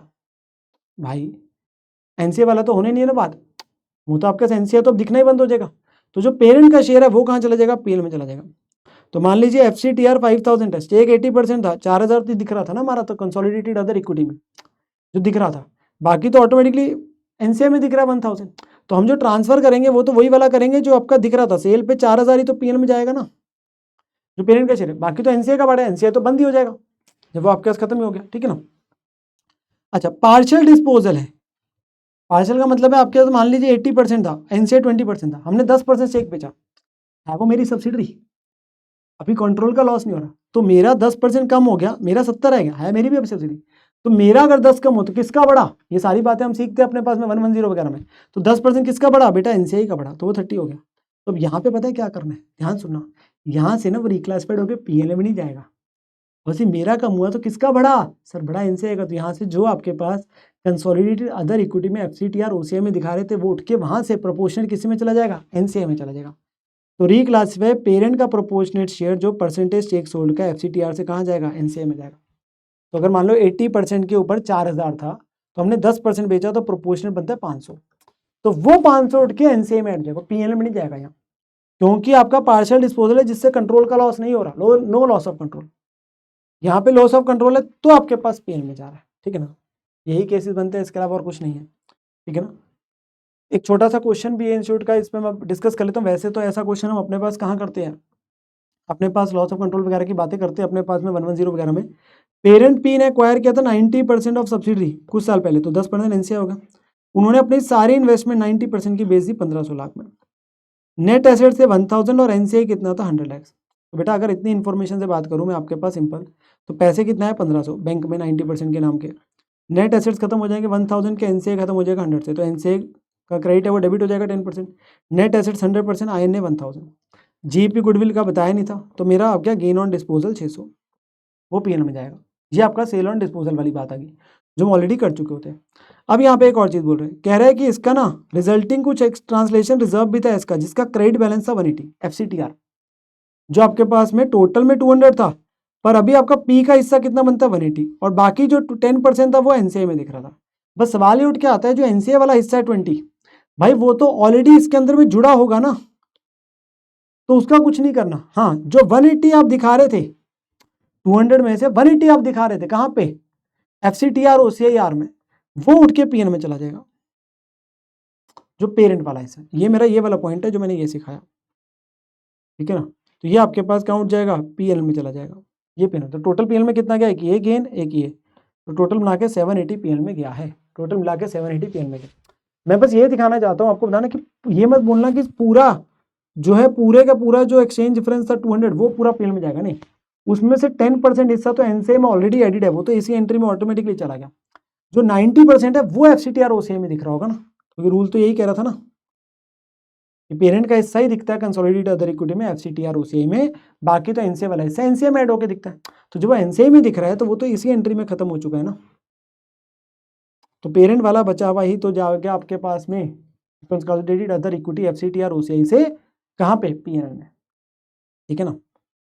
अच्छा जी, नाउ वन मोर, एक और क्वेश्चन है, MTP का क्वेश्चन है बेटा, किसका, MTP का क्वेश्चन है। ABC limited workout translation gain loss over the years on it's investment in foreign subsidiary, तो उन्होंने एक्सचेंज गेन लॉस निकाला फॉरेन सब्सिडी का जो हर साल का। अब ये जो देता है ना बेटा टिल डेट है, जैसे 14-15 का 2 लाख है, 15-16 के एंड तक 4 लाख है, 16-17 के एंड तक 3 लाख है। फॉरेन सब्सिडी को बेचा कब है, 30 जून 17 को, और अभी आपका 2 लाख है, तो 2 4 3 2, देखो 2, 4, 3, 2 अलग अलग डेट पे ईयर एंड की थी, ये बीच में बेचा इस साल के, तो वो इस साल के, ठीक है ना। आपसे कह रहे डेफर्ड टैक्स कितना है बेटा, 30% है। बताओ कैसे आपके पास प्रेजेंट करेंगे ट्रांसलेशन गेन लॉस को, डेफर्ड टैक्स और रिक्लासिफिकेशन वगैरह को पीएनएल, ठीक है ना। अब यहाँ पे हम पूरा समझने जा रहे हैं। पहले साल जब 2 लाख का आपके पास ट्रांसलेशन गेन लॉस आया, ये एज ऑन डेट आपके पास वैल्यू दे रहा है। पहले साल 2 लाख है, कहाँ दिखेगा, ओसीआई में, ओसीआई में दिखेगा। एफसीटीआर गेन है 2 लाख प्लस है ना 2 लाख। अच्छा, इसके ऊपर डेफर्ड टैक्स आएगा 30%, तो डीटीएल आ गया, गेन है आपके पास, तो वो डीटीएल बन जाएगा 0.6 का 30%, तो वो नेट में इतना दिखेगा ओसीआई में। बैलेंस शीट में कैसे जाके दिखेगा सर, अदर इक्विटी में एफसीटीआर आएगा, ओसीआई 1.4, और जो डीटीएल वाला हिस्सा है वो लायबिलिटीज में दिख रहा होगा आपके पास में, ठीक है ना। नॉन करेंट लायबिलिटीज में डिटेल आ जाएगा 0.6। अगले साल ये 4 हो गया, अब ये 2 से 4 हुआ है, टिल डेट है, तो जो पीएल में दिखेगा वो फॉर द ईयर दिखेगा। तो पीएल में फॉर द ईयर 2 लाख और डीटीएल उसका ही दिख रहा है। बैलेंस शीट में क्या दिखेगा, ओपनिंग प्लस इस साल का करके टिल डेट पहुंच जाती है। तो ओपनिंग अदर इक्विटी कितना था, एफसीटीआर ओसीआई का 1.4, इस साल का कितना आया 1.4, तो टोटल हो गया 2.8। और डीटीएल कितना हो गया, पहले से कितना था 0.6, इस साल का कितना है 0.6, तो टोटल 1.2। तो एक्चुअली बैलेंस शीट में तो ये 4 लाख का ही टिल डेट दिख रहा है, तो 4 लाख का ही 2 हिस्से दिखे। जो आपके पास में अदर इक्विटी में दिखेगा एफसीटीआर ओसीआई वो 2.8, 30% डीटीएल में दिख रहा है, वो बढ़ गया ना। फिर 3 लाख आया तो 1 लाख कम हो रहा है। अब पीएल में क्या हुआ होगा, उल्टा, तो एफसीटीआर -1 लाख और वो डीटीएल का रिवर्सल हो रहा है 0.3, तो -0.7 हो गया। बैलेंस शीट में भी क्या होगा, रिस्पेक्टिव ओपनिंग में से माइनस हो जाएगा। आप इसे चेक कर सकते हो टिल डेट वैल्यू को, बैलेंस शीट में भी टिल डेट, तो 3 लाख था, 3 लाख का कितना हुआ 30% यहाँ गया, 70% यहाँ दिख रहा है। और जब लास्ट में कितना हुआ 2 लाख, फिर से 1 लाख कम हो रहा है, तो वो 1 लाख कम वाला ये सेम हो गया, ये कॉपी पेस्ट ही हो गया। और इसमें वो क्या हो रहा है, कम हो रहा है, ये भी कम हो रहा है, तो ये बचा हुआ रह गया। तो 2 लाख का जो है ये हिस्सा बचा हुआ दिख जाएगा कि आपका एफसीटीआर जो आपका कहाँ दिख रहा है, अदर इक्विटी के अंदर में दिख रहा है, और जो लायबिलिटी साइड में डिटेल में दिख गया वो, ठीक है ना, जो डेफर्ड टैक्स वाला है। अब क्या होगा, जब डिस्पोजल किया तो एफसीटीआर कहाँ चला जाएगा, पीएल में चला जाएगा। डिस्पोजल कर दिया आपने, बेच ही दिया, बात ही खत्म होगी, तो पीएल में चला गया। और जो डीटीएल है वो भी रिवर्सल टू पीएल हो जाएगा, क्योंकि वो उसी का बनाया हुआ था, वो भी साथ के साथ पीएल में चला जाएगा। तो FCTR to PL, DTL reversal to PL, वो खत्म हो जाएगा, वो खत्म हो जाएगा, ठीक है ना। यहाँ तक बात समझ आई, यस सर, यहाँ तक बात समझ आई। अच्छा, इसमें थर्ड पॉइंट गुडविल है, वो एक क्वेश्चन समझाऊंगा। अब एक हमारा एक अगला पॉइंट आना है, कुछ पॉइंट्स ही रह गए बेटा। एक है इंट्रा ग्रुप ट्रांजेक्शन, थोड़ा सा इंपॉर्टेंट है, ध्यान से समझने की कोशिश करना, मैं आपके साथ प्यार से इस पॉइंट को समझाऊंगा। इंट्रा ग्रुप होती है आपस की जो ग्रुप की ट्रांजेक्शन, जो हम कंसोलिडेशन में भी सीखते हैं, एलिमिनेट करते हैं। होल्डिंग ने सब्सिडी को गुड्स वगैरह खरीदे बेचे, लोन लिया, तो आपस में उन्हें कैंसिल करना होता है ईयर एंड पे, जब हम फाइनेंशियल स्टेटमेंट कंसोलिडेशन करते हैं। उसी से रिलेटेड हम बात करने जा रहे हैं, क्योंकि अब फॉरेन करेंसी की बात आ रही है, ठीक है ना, तो उसकी वजह से क्या होगा। तो प्लीज अब ध्यान सुनना, पहले एक एग्जाम्पल करा रहा हूँ, फिर 1-2 क्वेश्चन भी करेंगे इससे रिलेटेड। मान लीजिए पेरेंट पी जिसकी फंक्शनल करेंसी यूएसडी है, उसकी सब्सिडरी जिसकी फंक्शनल करेंसी यूरो है, ये दोनों के अलग अलग है, ठीक है ना। पेरेंट पी ने 100 यूएसडी का लोन दिया सब्सिडरी एस को 30 सितंबर को। उस दिन रेट कितना था, 1 यूएसडी 1.5 यूरो था, और ईयर एंड पे 1 यूएसडी 2 यूरो हो गया ना। आराम से चलना प्लीज, पेरेंट की बुक से, सब्सिडरी की बुक से, एसएफएस की बात कर रहे हैं अभी, सीएफएस की नहीं, पहले एफएस देगा। इसने कितने का दिया था सर, 100 यूएसडी का दिया है। इसकी खुद की फंक्शनल करेंसी क्या यूएसडी है। जब इसकी फंक्शनल करेंसी यूएसडी है और इसने दिया भी यूएसडी में, तो बेटा इसमें तो कोई लफड़ा ही नहीं है ना। आप ये नहीं बोलेंगे कि कोई आपके पास फॉरेन करेंसी ट्रांजेक्शन को हमें कन्वर्ट करना होगा। ये सिंपल एंट्री डालेगा, loan to subsidy to bank 100 USD में, इसका यूएसडी है functional currency. Since loan USD में दिया है तो कोई फॉरेन करेंसी ट्रांजेक्शन ही नहीं है पेरेंट के लिए, और ईयर एंड पे तो रीमेजरमेंट की बात ही नहीं आएगी, क्योंकि तुम्हारी फंक्शनल करेंसी यूएसडी में है, तुमने लोन यूएसडी में दिया है, तो भाई कुछ करने का नहीं ना। हाँ, इसके लिए क्या है, सब्सिडरी के लिए प्लीज समझो, सब्सिडरी के लिए क्या बेटा, सब्सिडरी के लिए उसे लोन यूएसडी में मिला और उसकी फंक्शनल करेंसी यूरो है, तो उसे यूरो में कन्वर्ट करना पड़ेगा ना, क्योंकि वो तो फॉरेन करेंसी में हो गया। अब ये कितना था 100 यूएसडी, उस दिन यूएसडी का कितना था 1.5 यूरो। तो वो हमारा रूल क्या कहता है फॉरेन करेंसी, जिस दिन ट्रांजेक्शन हो उस दिन के रेट पे, तो एंट्री क्या डालेगा, बैंक टू लोन मिला पेरेंट से 150 यूरो, क्योंकि एक यूएसडी अगर 1.5 यूरो तो 100 यूएसडी कितना हो गया 150 यूरो, 150 यूरो। ईयर एंड पे यहाँ पे इसे रीमेजर करना पड़ेगा, क्योंकि लोन जो लिया है पेरेंट से वो एक मॉनिटरी आइटम है, वो एक मॉनिटरी आइटम है जो लोन फ्रॉम पेरेंट है, तो रीमेजर करना है क्लोजिंग रेट पे। ईयर एंड पे रेट क्या है 2 यूरोस, तो आपको लोन को बढ़ाना पड़ेगा, वो आपकी लायबिलिटी है, तो एंट्री आएगी exchange loss to loan from parent, वो पीएल में जाएगा, वो पीएल में जाएगा। एसएफएस की नॉर्मल बातें कर रहे हैं, तो एक्सचेंज लॉस पीएल में गया, लायबिलिटी बढ़ानी है 50 यूरो से, तो आपके पास एंट्री आ जाएगी 50 यूरो से, तो वो तभी बैलेंस शीट में कितने में दिखेगा, 200 यूरोस पे दिखेगा ना, 200 यूरोस पे दिखेगा। अब दोनों के अपने अपनी बैलेंस शीट में क्या होगा, इसके एसएफएस में इसने बोला मैंने लोन दिया 100 यूएसडी का, इसने बोला है कि मैंने अपने पास लोन लिया हुआ है, यूरोज में बनाया हुआ है, लोन लिया हुआ है 200 यूरोज का, इसमें यूएसडी है, ये यूरो में बना रहा है, और इसके में एक एक्सचेंज लॉस भी जा रहा है 50 का। अब सीएफएस बनाओगे, अब समझना, अब सीएफएस बनेगा, तो सीएफएस के लिए क्या करेंगे, इसको ट्रांसलेट किया जाएगा किसमें, यूएसडी में, भाई उसकी जो करेंसी में बन रहा है उसको ट्रांसलेशन करेंगे जो पेरेंट की है, तो इसको ट्रांसलेट करना पड़ेगा सब्सिडी की फाइनेंशियल को यूरो टू यूएसडी। अच्छा, तो ये जब 200 यूरोज को यूएसडी में लेके आओगे तो क्या करोगे, 1 यूएसडी 2 यूरोज था, तो 200 को कन्वर्ट करेंगे तो 100 यूएसडी हो जाएगा, तो लोन फ्रॉम पेरेंट ये कितना दिखेगा 100, जो ये वाला कन्वर्ट होके आएगा, 1 यूएसडी 2 यूरोज है, तो 200 यूरोज 100 यूएसडी हो गया, और इसने जो लोन दिया हुआ है ये 100 का ही दिया हुआ है, ये आपस में दोनों क्या हो गए, कैंसिल हो गए, मैंने क्रॉस करा हुआ है, ऐसे क्रॉस करा हुआ है, ये इंट्रा ग्रुप ट्रांजेक्शन एलिमिनेट हो गई, कोई दिक्कत बात नहीं। अब आप कंसोलिडेटेड पीएनएल जब बनाएंगे तो वहां पे ये जो एक्सचेंज लॉस था 50 जो इफेक्टिवली यूरोज का है उसे कन्वर्ट करेंगे यूएसडी में एक बार के लिए। मान लो हमारे पास में वो अलग से एवरेज रेट नहीं दे रहा, तो मैं उसे क्लोजिंग रेट पे कन्वर्ट कर देता हूँ 2 से डिवाइड करके 25 यूएसडी, ये एलिमिनेट नहीं होगा, बस यही पॉइंट सिखाना है भाई, इसका कॉरस्पॉन्डिंग कोई आइटम थोड़ी ना है, लोन गिवन लोन टेकन वगैरह दे रखा था, वो तो आपस में इंटर ग्रुप एलिमिनेट हो गए, पर जो एक्सचेंज डिफरेंस एक ही बुक्स में आया हुआ है, चाहे वो गेन है चाहे लॉस है, वो आपका एलिमिनेट नहीं होगा भाई, क्योंकि एज अ ग्रुप तो फॉरेन एक्सपोजर है ना, एज अ ग्रुप तो फॉरेन एक्सपोजर है ना, बस हमें यही बताना है कि जो एक्सचेंज डिफरेंस है वो एलिमिनेट नहीं होगा, इसकी कोई कॉरस्पॉन्डिंग आइटम नहीं। पूरी कहानी का निचोड़ यही था कि जो आपस की ट्रांजेक्शन हुई है उसमें जो आपस का लेन देन है, मान लो परचेज सेल है वो एलिमिनेट हो जाएगी, loan given loan taken asset liability trade receivable जो भी है पेबल है बीआरबीपी वो कैंसिल हो जाएगा, पर वो एक्सचेंज डिफरेंस जो आया होगा, चाहे एक्सचेंज गेन है एक्सचेंज लॉस है, वो आपके पास में एलिमिनेट नहीं होगा, ठीक है ना। तो यहाँ यही लिखा है, ईयर एंड पे सीएफएस बनाते समय लोन गिवन टेकन को एलिमिनेट करना है इंटर ग्रुप, और एक्सचेंज लॉस जो 50 यूरो का है जो सब्सिडरी में दिख रहा था उसका कोई इक्विवेलेंट गेन नहीं है, तो जब उसे कन्वर्ट कर देंगे वो as it is consolidated PNL में दिखेगा।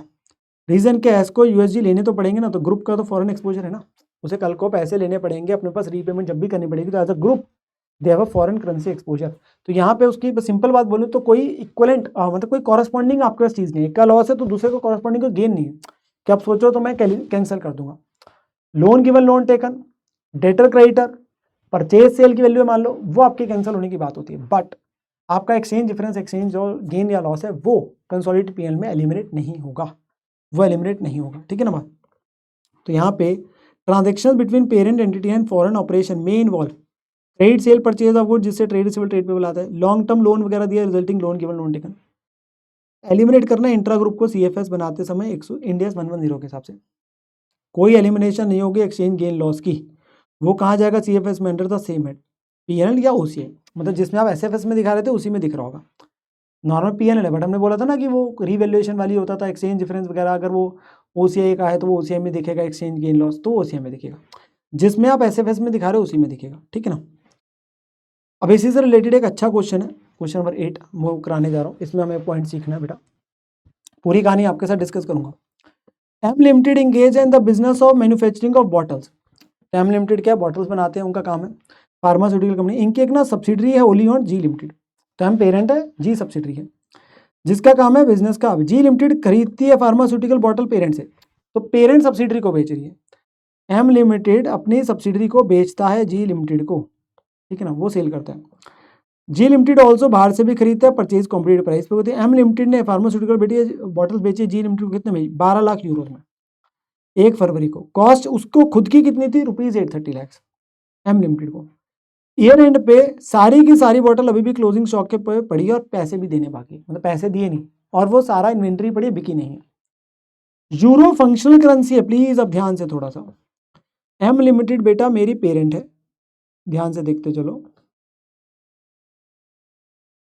और जी लिमिटेड मेरी सब्सिडरी है, इसने जो सेल करी थी ना वो 12 लाख यूरोज की करी है, इसकी फंक्शनल करेंसी पता है क्या उसने बोला है, इसकी फंक्शनल करेंसी है आपके पास यूरो, इसकी जी लिमिटेड की, और जो ये है इसकी इंडियन रुपी है, ठीक है ना। ये थोड़ा सा ध्यान से, क्योंकि यहाँ पे गलती कर देता बच्चा। जिस दिन एक्सचेंज ट्रांजैक्शन हुई थी उस दिन 1 यूरो 83 रुपीज था, ईयर एंड पे कितना 85 है। बताओ क्या ट्रीटमेंट होगी एम और जी में, इम्पैक्ट बताओ सीएफएस में क्या होगा, एंट्री वगैरह डाल देना जहां जरूरत पड़ेगी एम की बुक्स में। अब वो सब करने के लिए थोड़े कहानी को स्टार्टिंग से समझना पड़ेगा। सबसे पहले पेरेंट एम लिमिटेड है, मैंने लिखा इसकी रुपी है, सब्सिडरी जी लिमिटेड इसकी यूरो है, ट्रांजेक्शन कितने के 12 लाख यूरो के, यही आपके पास मैंने यहाँ पे बता दी थी बात। सबसे पहले पेरेंट जो है एम लिमिटेड है पेरेंट, जिसकी रुपी है और इसकी क्या है सब्सिडी यूरो में। बेटा ट्रांजेक्शन किस में है, यूरोज में है, तो चेक करके बताओ किसके लिए फॉरेन करेंसी ट्रांजेक्शन है, किसके लिए नॉर्मल है। तो बेटा इसकी तो यूरो है और यूरो में ही है, तो इसके लिए फॉरेन करेंसी ट्रांजेक्शन नहीं है, तो ये तो नॉर्मल एंट्री डालेगा। Purchase to trade payable, goods खरीदे वो इन्वेंट्री का पार्ट हो गया, और पैसे देने ट्रेड पेबल, पैसे देने, तो 12 लाख यूरोज है, तो सीधा ही एंट्री आ गई। हाँ ये आपके पास में उसे कन्वर्ट करेगा, इसके लिए फॉरेन करेंसी ट्रांजेक्शन है, क्योंकि यूरोज में थी उसे रुपीज में करना पड़ेगा, इसे कन्वर्ट करना पड़ेगा क्योंकि वो यूरोज में है और ये रुपीज है इसकी फंक्शनल करेंसी। तो उस दिन का रेट कितना है 1 यूरो 83, तो डेटा टू सेल आ गया, ट्रेड इक्वल टू सेल, ये रुपये में कन्वर्ट कर दिया। ईयर एंड पे ये मॉनिटरी आइटम है, तो इसे रीमेजर करना पड़ेगा ना क्लोजिंग रेट पे, तो इस दिन रेट कितना हो गया 85, तो ट्रेड इजेबल टू एक्सचेंज गेन, अब डेटर है, डेटर बढ़ना फायदा हो गया, ट्रेड इजेबल टू एक्सचेंज गेन ये पीएल में जाएगा 2 रुपये के हिसाब से 24 लाख, यहाँ तो रीमेजरमेंट ही नहीं होगी। तो अब ये क्या दिखाएगा अपनी बैलेंस शीट में, एसएफएस में trade receivable this plus this करके 1020 85 के हिसाब से, और एक्सचेंज गेन 24 लाख दिख रहा है पीएल में रुपीज में, और ये क्या दिखा रहा है ट्रेड पेबल दिखा रहा है 12 लाख का, और एक इन्वेंट्री भी दिखा रहा है क्योंकि गुड जो खरीदे सारे ही पड़े हैं बिके नहीं है, उसने साफ बोला है सारे के सारे बॉटल्स पड़ी है क्लोजिंग स्टॉक, और पैसे भी देने बाकी है, पैसे भी नहीं दे, तो पेबल रिसीवेबल भी है और स्टॉक के तौर पे वो भी पड़ा है 12 लाख का। अब क्या करोगे आप, कन्वर्जन करोगे कंसोलिडेशन के समय, कंसोलिडेट बैलेंस शीट जब कन्वर्ट करोगे तो ये तो आपका ट्रेड रिसीवेबल 102 लाख रुपीज में है, इसकी वाली यूरोज को कन्वर्ट करोगे रुपीज में, फॉरेन करेंसी वाली जो है हमारी फॉरेन ऑपरेशन जो उसको कन्वर्ट करना पड़ेगा, तो रुपीज में कन्वर्ट करेंगे। अब इसको जब कन्वर्ट करोगे ईयर एंड का रेट क्लोजिंग रेट क्या 85, तो 85 पे कन्वर्ट करोगे तो 1020 कैंसिल हो गया। ये जो इन्वेंट्री है 12 लाख की, ये इन्वेंट्री 12 लाख की जब करोगे थोड़ा सा ध्यान से, इसकी कॉस्ट क्या थी 12 लाख यूरोज, उस दिन रेट कितना था 12 लाख इंटू 83 जिस दिन ट्रांजेक्शन हुई थी, exchange rate on the transaction rate. Year end पे एनआरवी बताई नहीं, हमें ज्यूम कर रहे हैं इन यूरोज 12 लाख ही है, ईयर एंड का रेट 85, तो दोनों में से लोअर कितना हुआ, वही कॉस्ट है 996 लाख, तो ये 996 लाख पे ही दिखेगी, जो एक्चुअली में कॉस्ट आ रही है एक बार के लिए, एक बार के लिए 996 पे दिखेगी, जो आपके पास आ रही है from the point of view of the foreign operation, जो कन्वर्ट करके ला रहे हैं लोअर ऑफ कॉस्ट और एनआरवी मानते हुए, उसके हिसाब से एक बार 996 पे है। और जो एक्सचेंज गेन है वो आपका पीएल में चला जाएगा, वो तो एलिमिनेट ही नहीं होना, वो रुपीज में ही, ठीक है ना। Exchange gain not to be eliminated, वो कंसोलिडेट पीएल में दिखेगा, trade receivable trade payable eliminate हो जाएगा। एक मेन पॉइंट आ गया बेटा, ये जो इन्वेंट्री है ये फॉरेन ऑपरेशन की अपनी खुद की कॉस्ट पे दिख रहा है, पर पेरेंट ने इसमें प्रॉफिट ऐड करके बेचा था ना, पेरेंट की खुद की कॉस्ट थी 830 लैक्स इनकी बॉटल्स की, पेरेंट की खुद की कॉस्ट थी 830 लैक्स, पर वो दिख कितने पे रहा 996 लाख पे, तो इसके अंदर क्या है अनरियलाइज प्रॉफिट, मैंने गुड्स जो बेचे थे सब्सिडी को उसमें प्रॉफिट ऐड करके दिया था, वो अपनी खरीद पे दिखा रहा है, वो कॉस्ट पे आके दिख गया एक बार, उसके अंदर पेरेंट का प्रॉफिट जुड़ा हुआ है, तो पेरेंट का अपने पास प्रॉफिट जो जुड़ा हुआ उसे कम करना पड़ेगा, अनरियलाइज प्रॉफिट आ गया और इतने से इन्वेंट्री कम करनी पड़ेगी, तो उसे 830 पे लाने के लिए क्या कर देंगे माइनस स्टॉक रिजर्व जो अनरियलाइज प्रॉफिट बोलते हैं 166 लाख का, तो उसकी एंट्री डल जाएगी कंसोलिडेटेड पीएनएल टू इन्वेंट्री, उसने बोला भी था एंट्री डालो, तो एंट्री डालनी है consolidated PNL to inventory. Entire stock अभी बचा रह गया तो यूआर पे एलिमिनेट करना पड़ेगा, ये आपकी उसकी वैल्यू है जो दिखा रहे हो, ये उसकी कॉस्ट है, तो इतना यूआरपी है, तो इतने से कम करके दिखाना पड़ेगा और ये एंट्री भी डाली जाएगी। ये इंपॉर्टेंट पॉइंट था, ये इंपॉर्टेंट पॉइंट था, ठीक है ना, ध्यान से, इसकी वजह से मैंने आपको क्वेश्चन पूरे का पूरा डिस्कस किया, इसकी वजह से, सिर्फ इस पॉइंट की वजह से, ठीक है ना। अच्छा तो हमारा ना कुछ कंक्लूजन आता है जिसमें मैंने वहां पे भी लिखा हुआ पढ़ा दूंगा। इंट्रा ग्रुप में एसएफएस के अंदर बेटा जो भी एक्सचेंज गेन लॉस है वो तो पीएल में जाता है, सीएफएस के समय सेल परचेज ऑफ गुड जिससे trade receivable trade payable eliminate क्या क्या करना है, trade receivable trade payable sale purchase along with the URP, along with the URP जो भी सीखा, कोई एलिमिनेशन नहीं होगी एक्सचेंज गेन लॉस, वो पीएल में ही दिखेगा कंसोलिडेटेड। ओके, अगर लोन गिवन लोन टेकन का है ना, तो इसमें छोटा सा एक पॉइंट सिखाना है आपको, छोटा सा पॉइंट सिखाना, नॉर्मल कोर्स के अंदर हम हमेशा यही मानते हैं लोन रिटर्नेबल है। नॉर्मल कोर्स में कुछ नहीं बोला, जैसे मैंने एग्जांपल है, लोन रिटर्नेबल होता है, आने वाले समय में लोन रिटर्न कर देगा। होल्डिंग ने सब्सिडी को दिया, सब्सिडी ने होल्डिंग को दिया, उसे एलिमिनेट करना है लोन गिवन लोन टेकन को। कोई एलिमिनेशन नहीं होती एक्सचेंज गेन लॉस की, जो हमने बोला था वो कंसोलिडेटेड पीएल में दिखेगा। बट अगर लोन रिटर्नेबल नहीं है, लोन रिटर्नेबल नहीं है तो हमें एलिमिनेट तो करना है लोन गिवन लोन टेकन को। वैसे वो पेरेंट के लिए अगर लोन रिटर्नेबल नहीं होता तो हम सीखते हैं अपने पास में, वो पेरेंट के लिए होता है इन्वेस्टमेंट इन सब्सिडरी, और सब्सिडरी के लिए होता है वो कैपिटल कॉन्ट्रीब्यूशन फ्रॉम पेरेंट। इस केस के अंदर में ध्यान से सुनना, ठीक है ना, कोई एलिमिनेशन नहीं होंगी एक्सचेंज गेन लॉस की पर इस केस में जो भी एक्सचेंज गेन लॉस है वो पीएल में नहीं दिखेगा, वो कंसोलिडेटेड ओसीआई में दिखेगा, वो ओसीआई की आइटम हो जाएगी। अगर ये आपको किसके लिए याद रखना है, फॉर योर एमसीक्यू, कि अगर लोन रिटर्नेबल नहीं है उस केस में एक्सचेंज गेन लॉस कहाँ दिखता है, आइटम ऑफ ओसीआई हो जाता है, वो कंसोलिडेटेड पीएल की आइटम नहीं है। समरी है, no elimination of exchange gain loss, कोई एक्सचेंज गेन लॉस एलिमिनेट नहीं होता, वो कंसोलिडेटेड पीएल में नॉर्मली दिखता है। नॉर्मली एक्सचेंज गेन लॉस कहाँ दिखेगा, पीएल में, पर एक्सेप्शन क्या, अगर लोन रिटर्नेबल नहीं है तो वो दिखता है ओसीआर में, वो दिखता है ओसीआर में। तो यही मैंने पॉइंट यहाँ पे लिखा हुआ है, no elimination of exchange gain loss record कहाँ होता है, नॉर्मल रूल के हिसाब से पीएल या ओसीआई, जो वो दिख रहा होता है normal rule. Intra group loan transaction जिसकी सेटलमेंट प्लान नहीं है उसका एक्सचेंज गेन लॉस एसएफएस में तो पीएल में दिखता है क्योंकि मॉनिटरी आइटम है, पर सीएफएस में वो ओसीआई में दिखता है, बाद में पीएल में जाएगा जब हम बेचेंगे, वो रिक्लासिफाइड टू पीएल है, ओसीआई आ रहा है तभी, ठीक है। और अनरियलाइज्ड प्रॉफिट भी हमें एलिमिनेट करना होता है अगर स्टॉक बचा रह जाता है, स्टॉक बचा रह जाता है। वन मोर एक क्वेश्चन है और एक दो छोटे छोटे पॉइंट है।